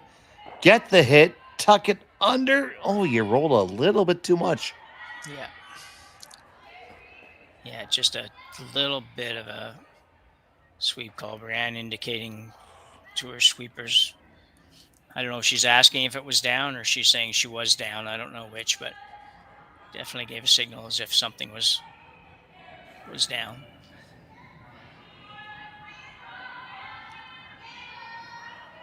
Richard's going to have a hard time manufacturing 2 here, though. Oh, for sure. But yeah, for Team Cameron, that was just, it's not even a half miss. It's like more like a quarter miss. Yeah. But we could replay that and say that that's a turning point right now. Yeah, if that rolls a foot less, 1 rock less, then she's in very, very nice position.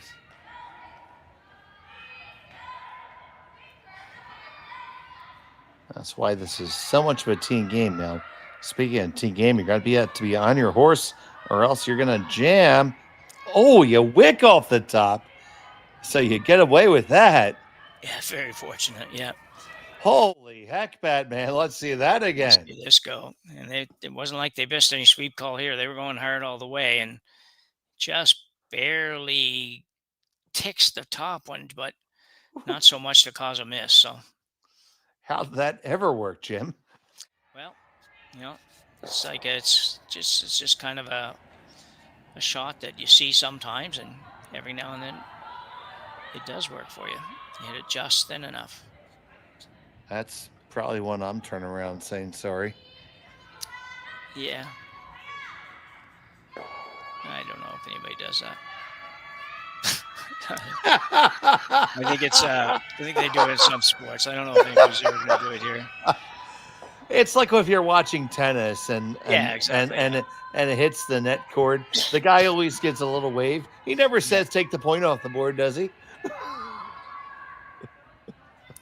No, sure doesn't. It's always, oh yeah, sorry, I made that fantastically lucky shot on you. Close I think I ever saw to that, and it wasn't on that kind of a call. It was in tennis, and I can't remember who was playing. I think it was Sock, and I don't remember his first name, but if you remember, somebody playing against him, he told the other guy to challenge the call because I did see that. Yeah, because it was in, it was called out. He's telling me, challenge that. And the guy looked at him like he was crazy, and then finally he challenges it. Sure enough, yeah, that was very cool. I thought I'd never seen that before. I never would see that again, probably. So yeah, that was really a tremendous show of sportsmanship. Yeah. Now this one is also curling. I think she's going to be okay. She's not going to get a roll, but gets just a hair of a roll. So Jim Nix for 784 Dave Schmel bonus points. These are very valuable, by the way, Jim. You can save them up throughout the season, redeem them later. Do you know what sport the Hawkeye system was originally made for? Oh. That's the automatic line calling system, Yeah. which is So obviously it wasn't tennis because it was not. That was what it's for now. What sport would have been made for? Just give me 30 seconds. I'll give you 30 seconds, and then we'll let the chat chime in. Okay. Somebody in the chat might know. And I'd be willing to share my points with the winner in the chat. So. Oh, these are very valuable. Yeah. These are of unspeakable value.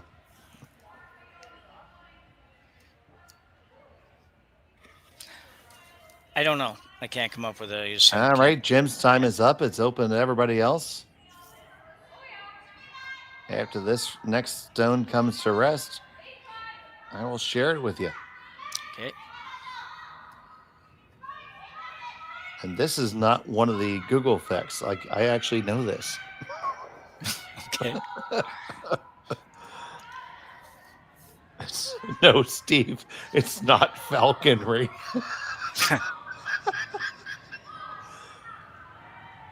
Steve Manford has jokes. On this hit, going to get it past, clear the one in the back. They said shot rock. So the Hawkeye system was originally developed for cricket. Really? Yeah, because in cricket, there is a very crucial judgment call the umpire has to make. It's called the LBW, leg by wicket. If the thrown ball was going to strike the batter and then get out the wicket. So Hawkeye was developed to analyze the speed of the ball, the spin of the ball, and the bounce to determine whether it would have hit the wickets in the event that the umpire's ruling was challenged. Well, it would have been a long while before I guessed that, because I couldn't. I still, even after you explained it, it still makes no sense to me. So, yeah, I understand cricket a little bit, but I just never would have thought of that system being in play for that. Yeah, very interesting. It's taken over in tennis, basically nothing now. Now they have hardly anything that has any line at the big events that have line judges anymore, or whatever they call them. Yeah, there's no more umpires in tennis other than the chair umpire. This one's gonna hang on. Yes, it's camera line too, so the force is on. Yeah, and Gracelyn Richard won't be unhappy with this. I thought she could have went just a little bit harder to try to get her deuce in that end, but as I said, starting off this end is big end to score, so she won't be horribly unhappy with taking one here, and trying to force to 1 and 7, or even force to 2 and 7 would be okay. She just has to basically touch the 8-foot somewhere, and she's good. Don't expect her to have too much trouble with that. So facing 2, Gracelyn Richards, her final stone of end number 6, looking to take the 1 stone lead. Score with hammer in the all-important 6th end. Versus Kate Cameron. She just needs the 8-foot. Pressures are on this one pretty hard. I'm not sure, Dave. You think? I think they might be able to get there. You got to get there. If you don't get it there, you can be very upset. But you know what? You're going to be happy because they got there just fine, not without drama. But hang 1 for Richards.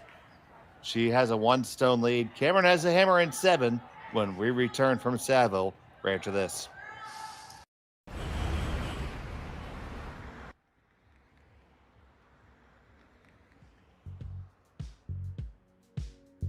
That's life. That's what all the people say.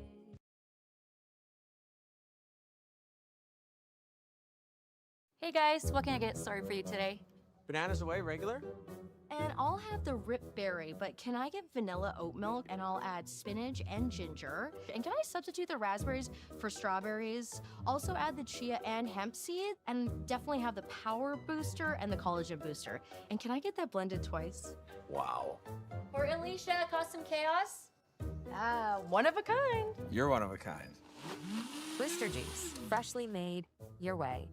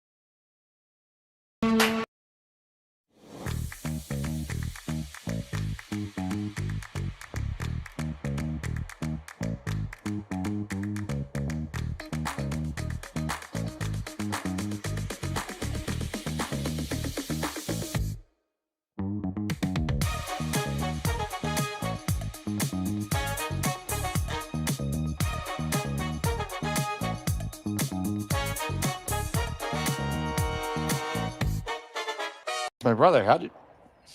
And welcome back here. 7th end action from the Saville Grand Prix. We have learned everything we ever need to know about the Hawkeye system.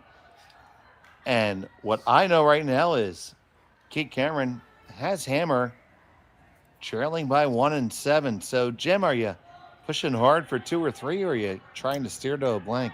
Yeah, this is probably I think this is the toughest end to call in curling, really. Almost no matter which team you are here. So, I think ideally, obviously, for Cameron, a blank would be lovely. Really hard to manufacture a blank, especially early on. So I think you're going to have to go hard to try to get a couple, and just ignore any possibilities of anything else up until probably the 4th stone, 5th stone of the end to say, okay, well, now what can we do here? Because we definitely don't want to get one, and it's either 2 or more or a blank, but it's really, really hard to do that. While the other side of that, Richards is trying to force to 1 really badly, and she's not going to be horribly upset if she gives up 2 and has Hammer coming home. So, it's interesting. Both teams would probably accept a 2-ender by Cameron here and not be unhappy with it, but it's a tough end. It's really tough to figure it out. I think you've got to go after it, though, if you're Cameron early on here. I think you've got to say, well, we got to get a couple. And this one sliding to the back 4 basically demands that Richards follows it down, and it did not execute that. So huge break for Team Cameron. Yeah, it's just a big miss at this point. 7th end of the game. It's you're not expecting it to throw a draw that goes through the house for sure. Never really was close. I was wondering for just half a second if maybe coming to the back of the rings was a bit of strategery just to make sure that things got mixed up a little bit. Yeah. Yeah, and I don't know. I do know some skips that would do that, so. Yeah. This one's not going to be much better, to be honest. Well, it's cutting in hard now. If it gets the line, it will be fine. Yeah, it is. I take it back. It did get over there. I didn't think it was going to get far enough over there. I mean, come on, Jim. You didn't know the Hawkeye was invented for cricket. Well, I know.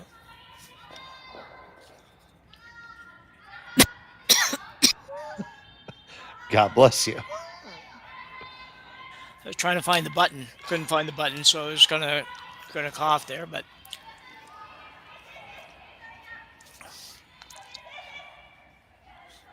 so we're gonna come down and talk about this for a second. You're never killing them both, are you, Jim?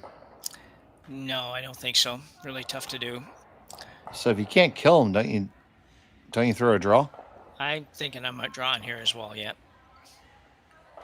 So I'll It's turn early into enough. Yeah, sorry, Dave. It's early enough that you shouldn't play yourself into too awful much trouble here with playing the draw. They're going to take a timeout and chat about it. All right, so timeout's been called here. Yeah, the outturn draw is good. I she doesn't have hammer, so do you want to make a play on those reds? I don't know. I think the draw is a pretty nice shot. Right there is perfect. Even down to the back one isn't terrible. Yeah, exactly. Yeah.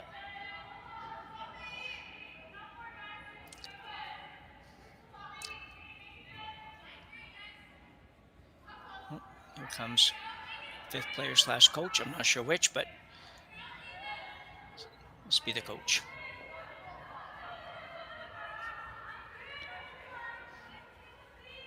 We could read the jacket if Connor would zoom in a little bit.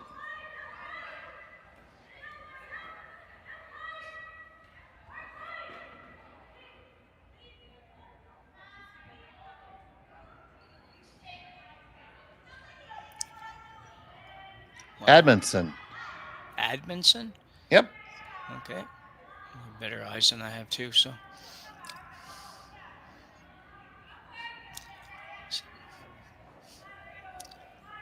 Yeah, I like it right there, just like you do, Jim. Yeah. Down to the back one is a good miss. I think they're talking about that right now, too.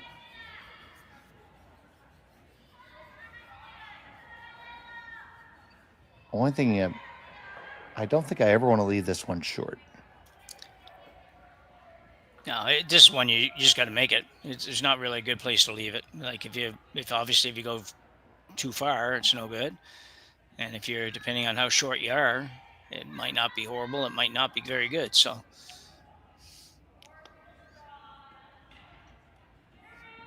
that's why he's the best color commentator working with me right now. He says, "Just make the shot."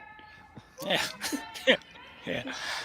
Well, I don't see a lot good. I do say I would disagree a little bit. I'd rather be short than long. If I'm going to have to miss it, I'm going to rather be short than long. But yeah, I mean, by long I don't mean through the rings. I mean down to the back one. oh, that'd be all right. That's kind of almost what they want, anyways. They're not right now.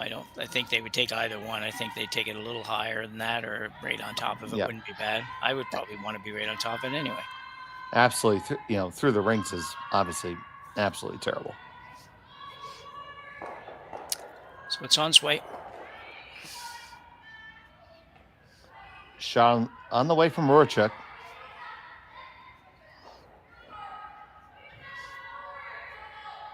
Plenty of room past everything. This is all about weight. The line is fantastic.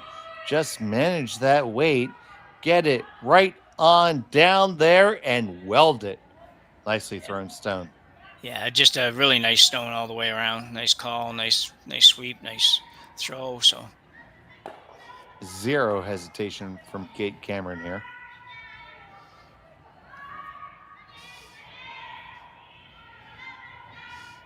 McDonald on the high guard.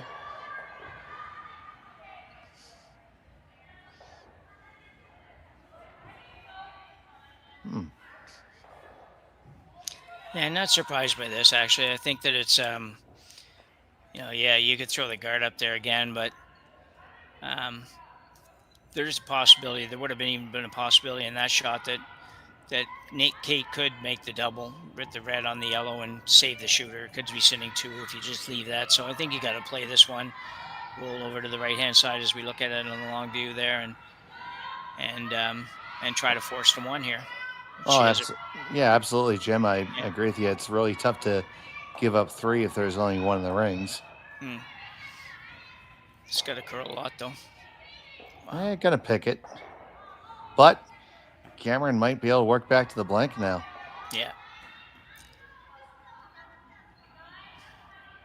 I think that's what you got to do, buddy. I think you do, too. There's not, yeah, absolutely. You hit it on the nose. Gracelyn's going to keep hitting, so you should have another crack at a blank. Okay, so our Curly Village is telling me it's Rye Horchuk. So I apologize. If I said that right, Mary, just give me a thumbs up or a little smiley face. We certainly never try to get something wrong. We do our best to try to research these things the best we can beforehand, but without actually knowing, well, we don't know.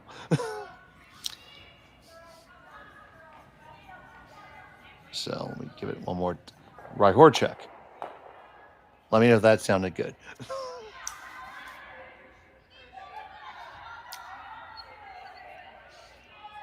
As we go up and down now, looks like the blank is possibly in order.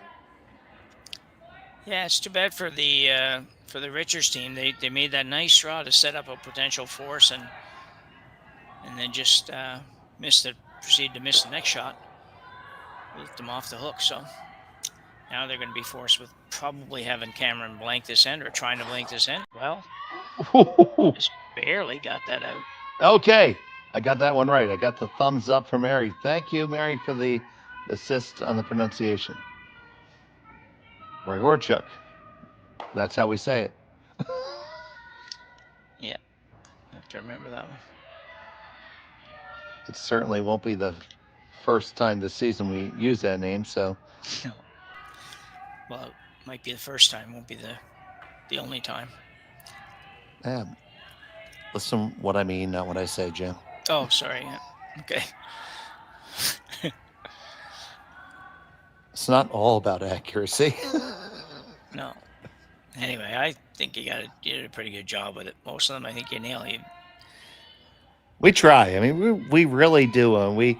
There's different pronunciation engine machines that we can use that actually try to look at a name and derive its family lineage and try to derive it, but it's still always a guess because, heck, I mean, our colleague and the lead here, Rachel Jakes.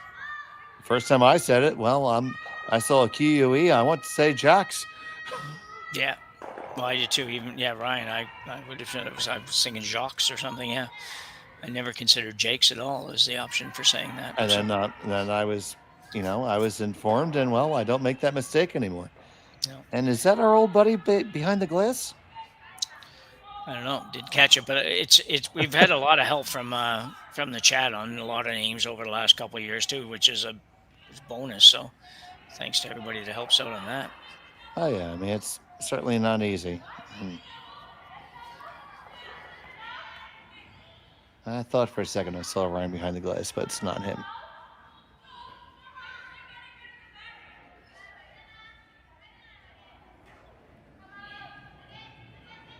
If so, he changed both hair color and glasses.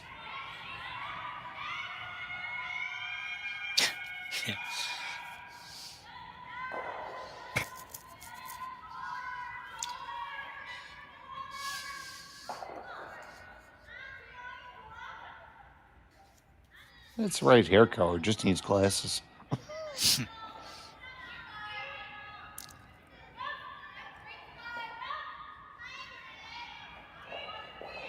So looking very much like Kate's going to get her third crack at blanking an end here, and this is going to be a one that she definitely wants to make. Still one shot away from that, but shouldn't have much trouble with the next shot at all.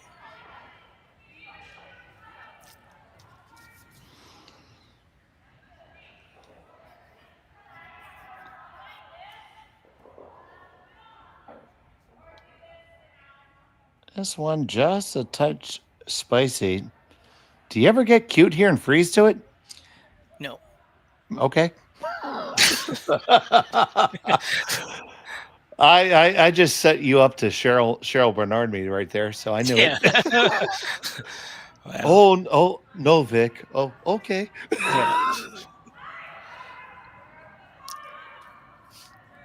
No, you just can't afford it. You got to have a nice easy shot on your last one for the blank the end and go from there. Have they been easy? No, they haven't. But it's third time lucky is what I figure. So, or third time's the charm, whatever you call it.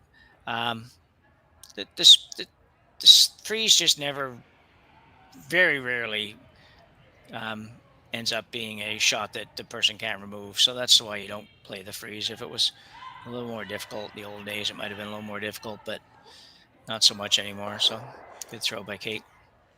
Hidden stick made.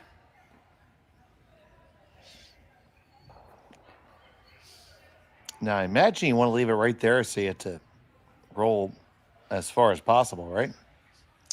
Yeah, I would think so. Yeah. Ironically, if you're talking about the shot you were just suggesting for Kate, Richards is in a position where she could think about playing a freeze on this shot, because its rock is just behind the tee line. If she made it really good, it might make really tough for Kate Cameron to score too. So you could actually think about it probably more. I'd be more inclined for her to be thinking about the freeze than for Kate to be thinking about the freeze. So.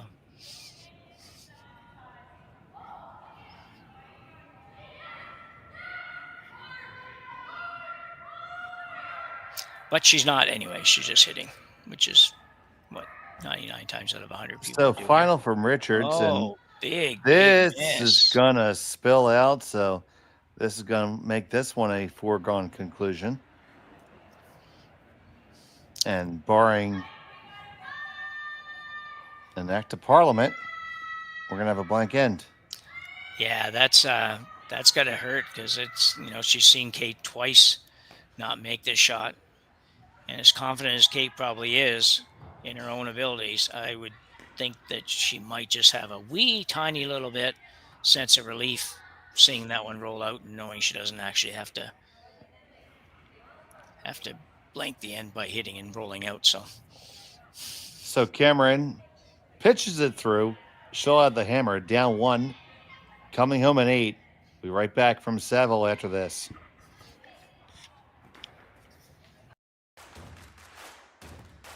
Imagine being able to stream every curling game from every sheet from any event, be it your Wednesday league game, bonspiel, or corporate event. Curling Stadium offers an all-inclusive streaming solution featuring high-quality cameras, ease of use, great reliability, and minimal installation. Offering your sponsors customizable ad space on your streamed curling games and being able to sell video packages to your corporate events for increased revenue. With Curling Stadium, you can stream to any device, be it your mobile phone, tablet, or computer. Push the feed to your desired platform, be it Facebook, YouTube, or any other social media. Curling Stadium is simply the way forward. Where it's commonplace in other sports to televise every game, we want to do the same. Curling is a global sport, and it's time it gets the coverage it needs. Make your curling club the next Curling Stadium. And welcome back. It's the 8th end of play here from the Saville Community Sports Center here in Edmonton, Alberta. Dave Schmel, joined by Jim Nix and Connor Sims, holding down the production end. We're happy they're joining us here this evening on Curling Stadium. Huge blank for Kate Cameron and number 7 there, Jim.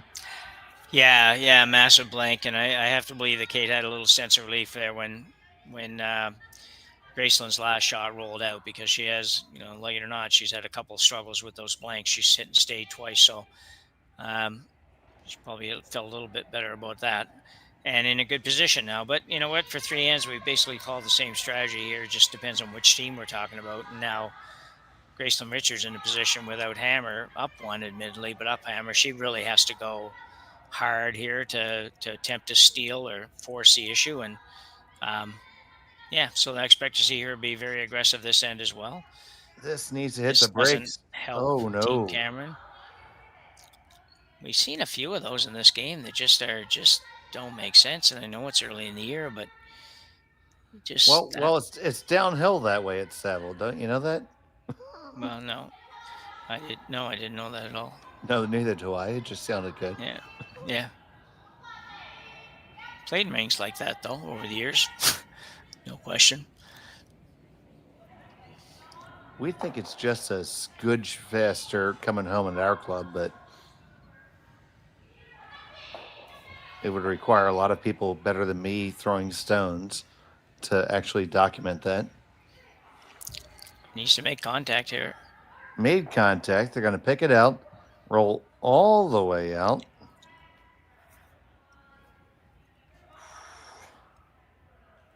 Another chance to throw the corner up. So definitely have to make this one. Absolutely. And if not, oh boy. I think I don't even want to talk about such things. No, she'll be fine on this one.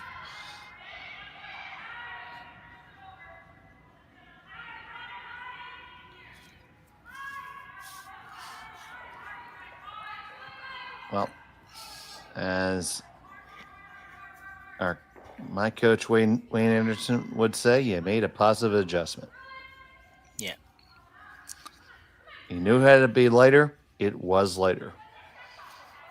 You probably didn't want that much lighter, but you made the appropriate adjustment.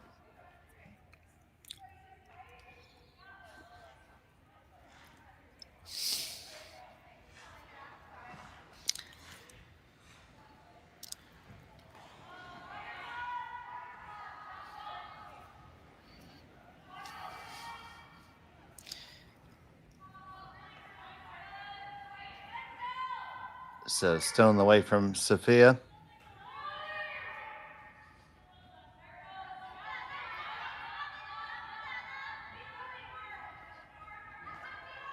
Nice center guard there by Rahorchuk.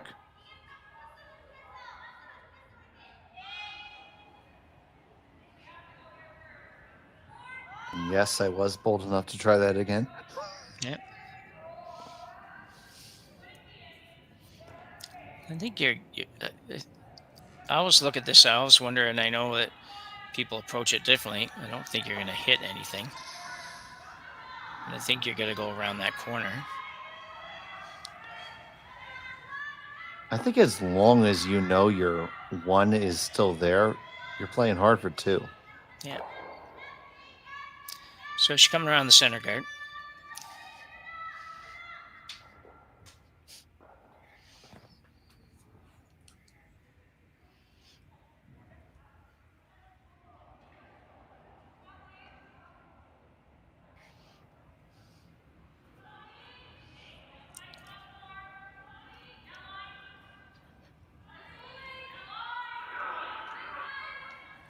I just figure this is an area that Richards is going to want to play around that same center guard. So, Oh, for sure. looks like this is going to be probably a little light.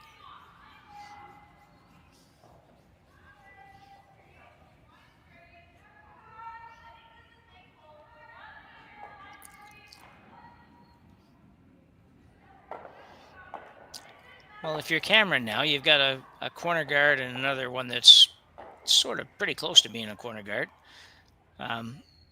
So not a bad setup, despite the fact there's going to be another yellow one in there. There's worry about those ones after.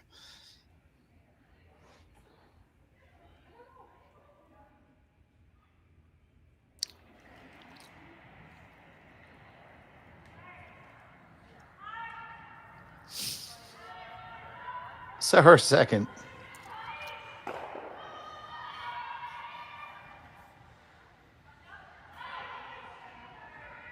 This looks very light.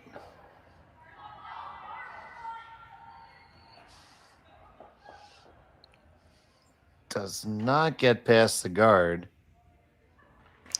I feel like Cameron's got to come under it now somehow. Yeah, I don't know. I think she's going to probably move something here. To me, if you move something, you're probably saying you're playing for 1 and an extra. Well, I don't know. If you can get... The problem is what happens with the red one here. Like, you can get rid of 1 for sure, obviously, and you can get rid of... Might get rid of 2, but it's going to be pretty dicey. And I concur with this 100%. There's a time to talk about it. It's now. Yeah, so you look at this here. If you hit that kind of in the crotch, it's going to jam on the red and hang around there.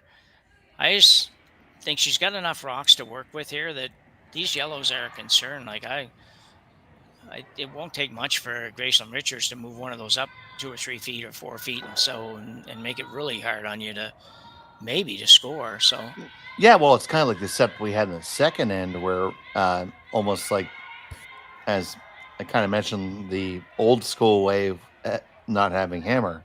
Yeah. 2 rocks there in the control zone. It's not something that we talk about very often anymore because it's just not the way the game's played. Yeah. But you see how, well, it just messes with all the cooking when those stones are there.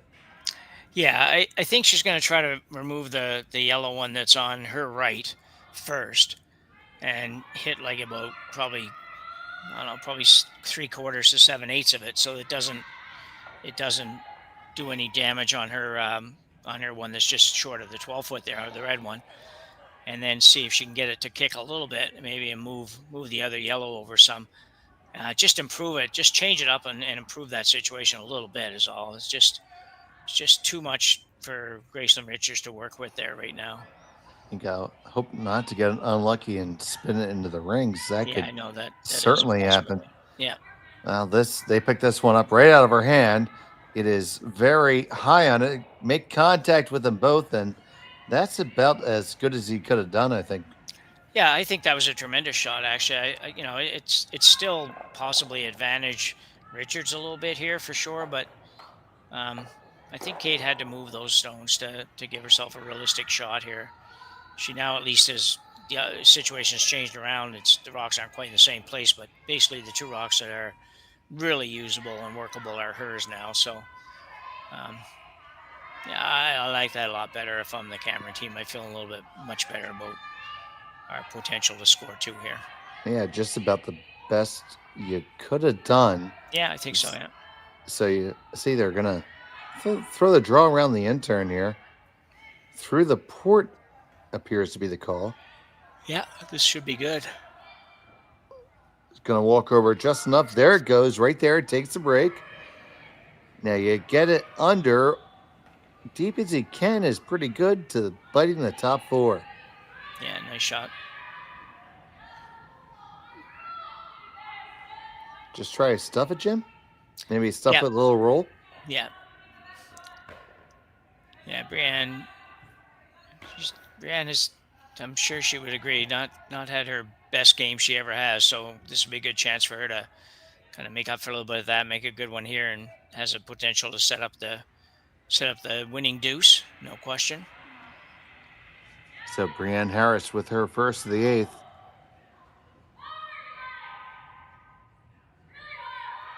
In the neighborhood, I think. Great shot. Oh boy. Very nice. I hope Connor had a quarter left, and yes, he did. Yeah, you see this. It's not, it had to go pretty much right out of her hand to hold it where it was, but it was perfect line all the way down, and really made it as good as you could possibly make it. Got rid of both yellows, left yourself right behind the guard, fully buried. So great shot. You could not have walked that down better, Jim. Yeah. So Richards now is going to basically try to play pretty much a similar shot, trying to make the run back double, both red on red, which is never easy. You'd much rather it be your own rock on the red. This one may not going to curl enough, I don't think. It's only going to get the top one, so here he goes, swinging to Team Cameron. Yeah, by a bunch here, I think. So you see, you saw the thoughts in her head there, so don't know if I'm in love with that. I don't think they will be in love with this by the time they finish talking about this either. Yeah. Timeout's been called. Yeah. I feel like you had to split the rings somehow here.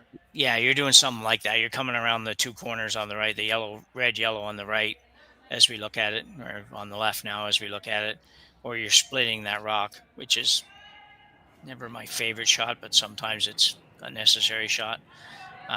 If you ever made it, it's perfect, no question.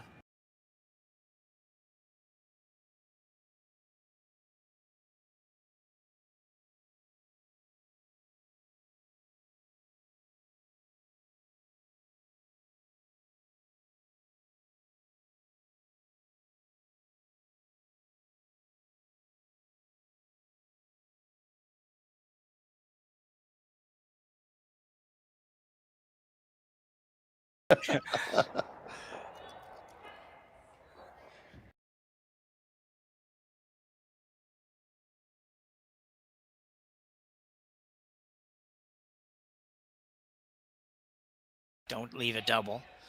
But at the same time, it might be a necessary evil here because that rock is just in a tough spot to do anything with. Otherwise, you have to ignore it and come around the corners. And so it looks like they're going to consider playing a split here anyways. So this is like a backline shot, so you have to make contact for sure.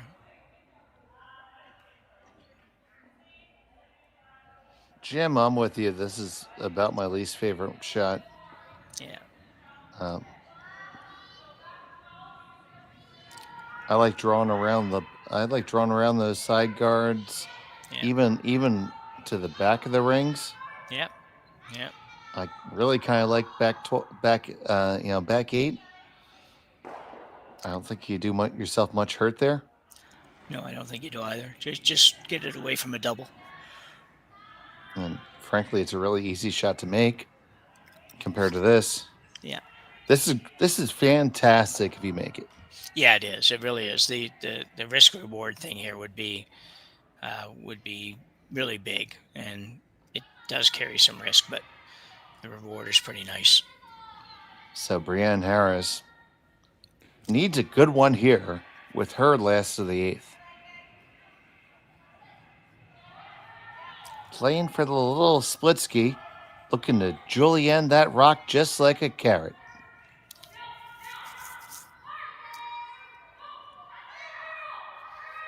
Looks like it's going to be awful close to the nose. comes across the face. How much roll do they get? Get the one under cover, the other one edge on edge. Pretty darn good, Jimmer. Yeah, yeah, I think it's pretty good. I just not excited about where the other one ended up. That was the problem with this shot. It was just going to be really hard to get both rocks in this perfect spot. But that one actually could have curled a little tiny bit more, would have been good. But then the back one doesn't go so far. So the back one very gettable, no question. But the looking back at the one's really gettable. thin double. Oh dear Lord, that's tough. And if you ever wreck on the top, I mean, the game's over. Yeah, I don't. That's really hard. Looking at playing the back one, seeing if she can make a hit and roll across. I mean, the redirect, that's Al Heckner-esque double. Yeah. So with the amount of time this team has taken to call this shot and the difficulty that they're having trying to figure it out tells you that the previous shot obviously was pretty darn good. Brian will be much happier with her results in this end. She had a really nice shot on her first one and a pretty darn good shot right there as well. The rest of the squad coming down to talk about it. I don't mind coming down the one of the 4 foot. I don't either. I don't know. You know, I don't know if I love it, but I'm thinking that might be the shot.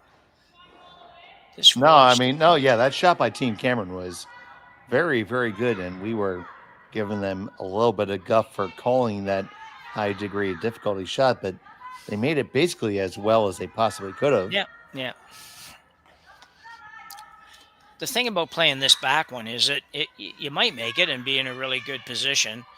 And if you don't quite get over there, you might have a little better opportunity on your next one anyway, because right now it's really tough to do anything. That rock is good enough that you can't come around the corners and be shot.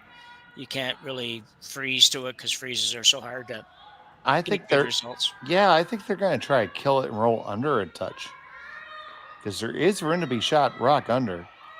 Yeah, if they don't go too far, yeah.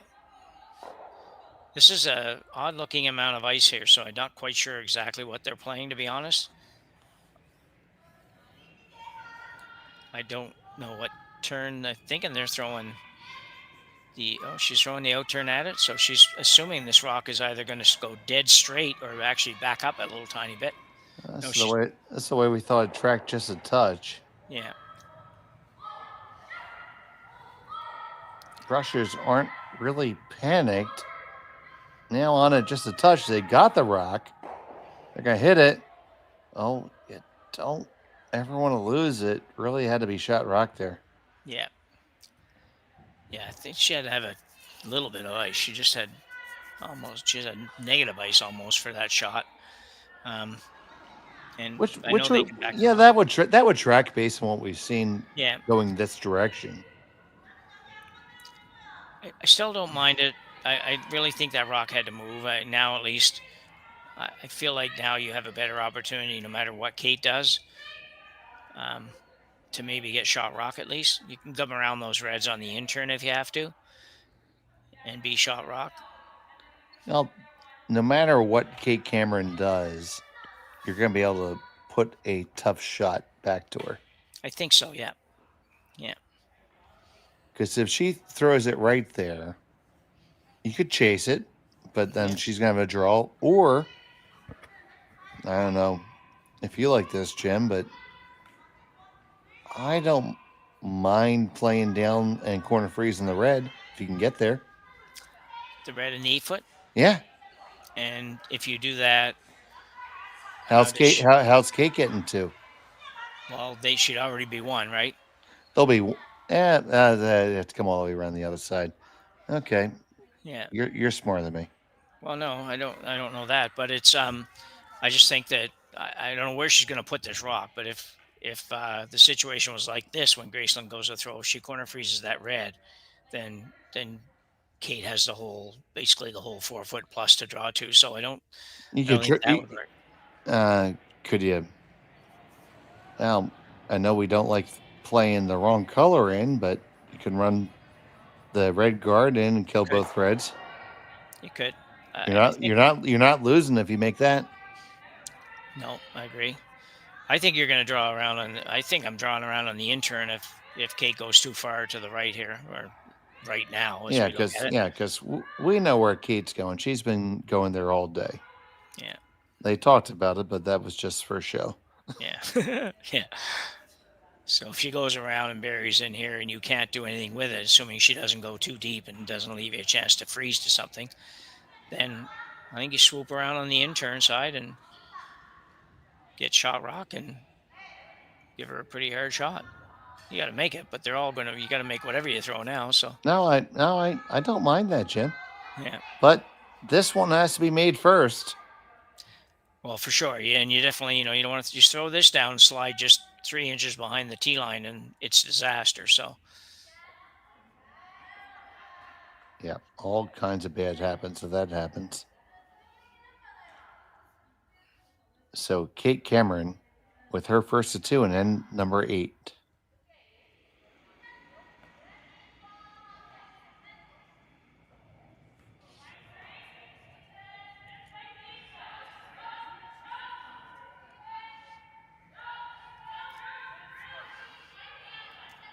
On and off, they seem to be relatively happy.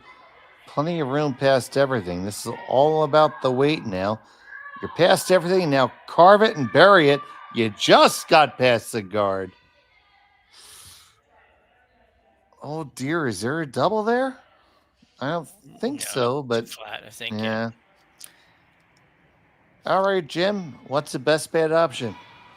I think it's around that rock, right about where her broom is. Just depending on which way you want to go to get there. I don't know for sure.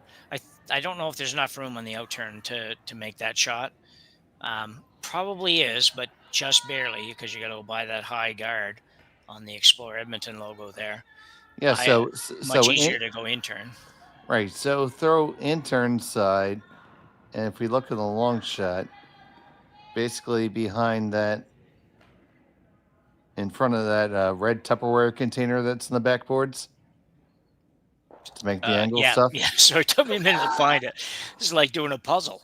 Like, yeah, right there, Dave. That red Tupperware container would be absolutely perfect, yeah. She's going to go out turn, which is a bit surprising, although she probably feels like she has a better idea on ice going this way. Yeah, it seems tough to me, but once he's, as you said, it's a little tougher, yeah. Going out the other way, you will be going out into the hinterlands. Yeah. Yeah, and that's probably what's driving her to go to this turn, to be honest, because it certainly does look like a much easier shot on the intern in a few ways. So it's been a really close nip and tuck game, and really coming down to this shot right here, Jimmer. Yeah, it's a big one, absolutely a big one. I mean, you're obviously, if you don't make this, your game's over. So if you don't make it well, the game's almost over. But I think that if she can get this 3/4 buried, would be very, very good. It can go back a little bit further than, you don't really care about the tee line at this point, more about getting it to where she's going to have difficulty removing it. Yeah, tee line means absolutely nothing. I'd prefer to be a little deep. Yeah, you're okay with her having yours to draw for backing if you have to. This doesn't really matter. This one's got a curl, but roll. So final stone of the 8th for Gracelyn Richards. This is checking up really, really hard. Oh, you gotta be at least second stone. And you're just that. Yeah. But it leaves, well, as close to a layup as you're ever going to have in curling.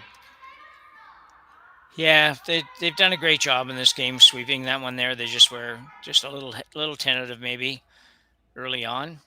But I'll tell you what, it's not a gimme now for Kate. She's, I think, I don't know which way she's going to do this. You could hit that, obviously, and get your 2 pretty easily, but you might just decide to just draw, take a little tiny bit more ice than you took the last time, and just draw the edge of the forefoot on that side. That would seem like Well, safe. you never lose if you draw. Yeah. But we are going to hit. Yeah, I would generally consider her reputation being that of a hitter, and so I'm not shocked by this shot at all. But no, as would I, and probably a shot I'd call for myself. The nice thing, she's got a couple things can happen. She can hit it a little tiny bit too thick, and it takes her red one out in the left, but the yellow goes, and her shooter stays over here by the other red one, so she's fine there. You know, if she hits it right on the nose, obviously it's gone. Haven't got a lot of room to hit it on the low side, basically on the overcurl, if you will. She hasn't got a lot of room before she hits the guard, so Took just a whisker more. Yeah. Do all the housekeeping here, make sure everything is happy.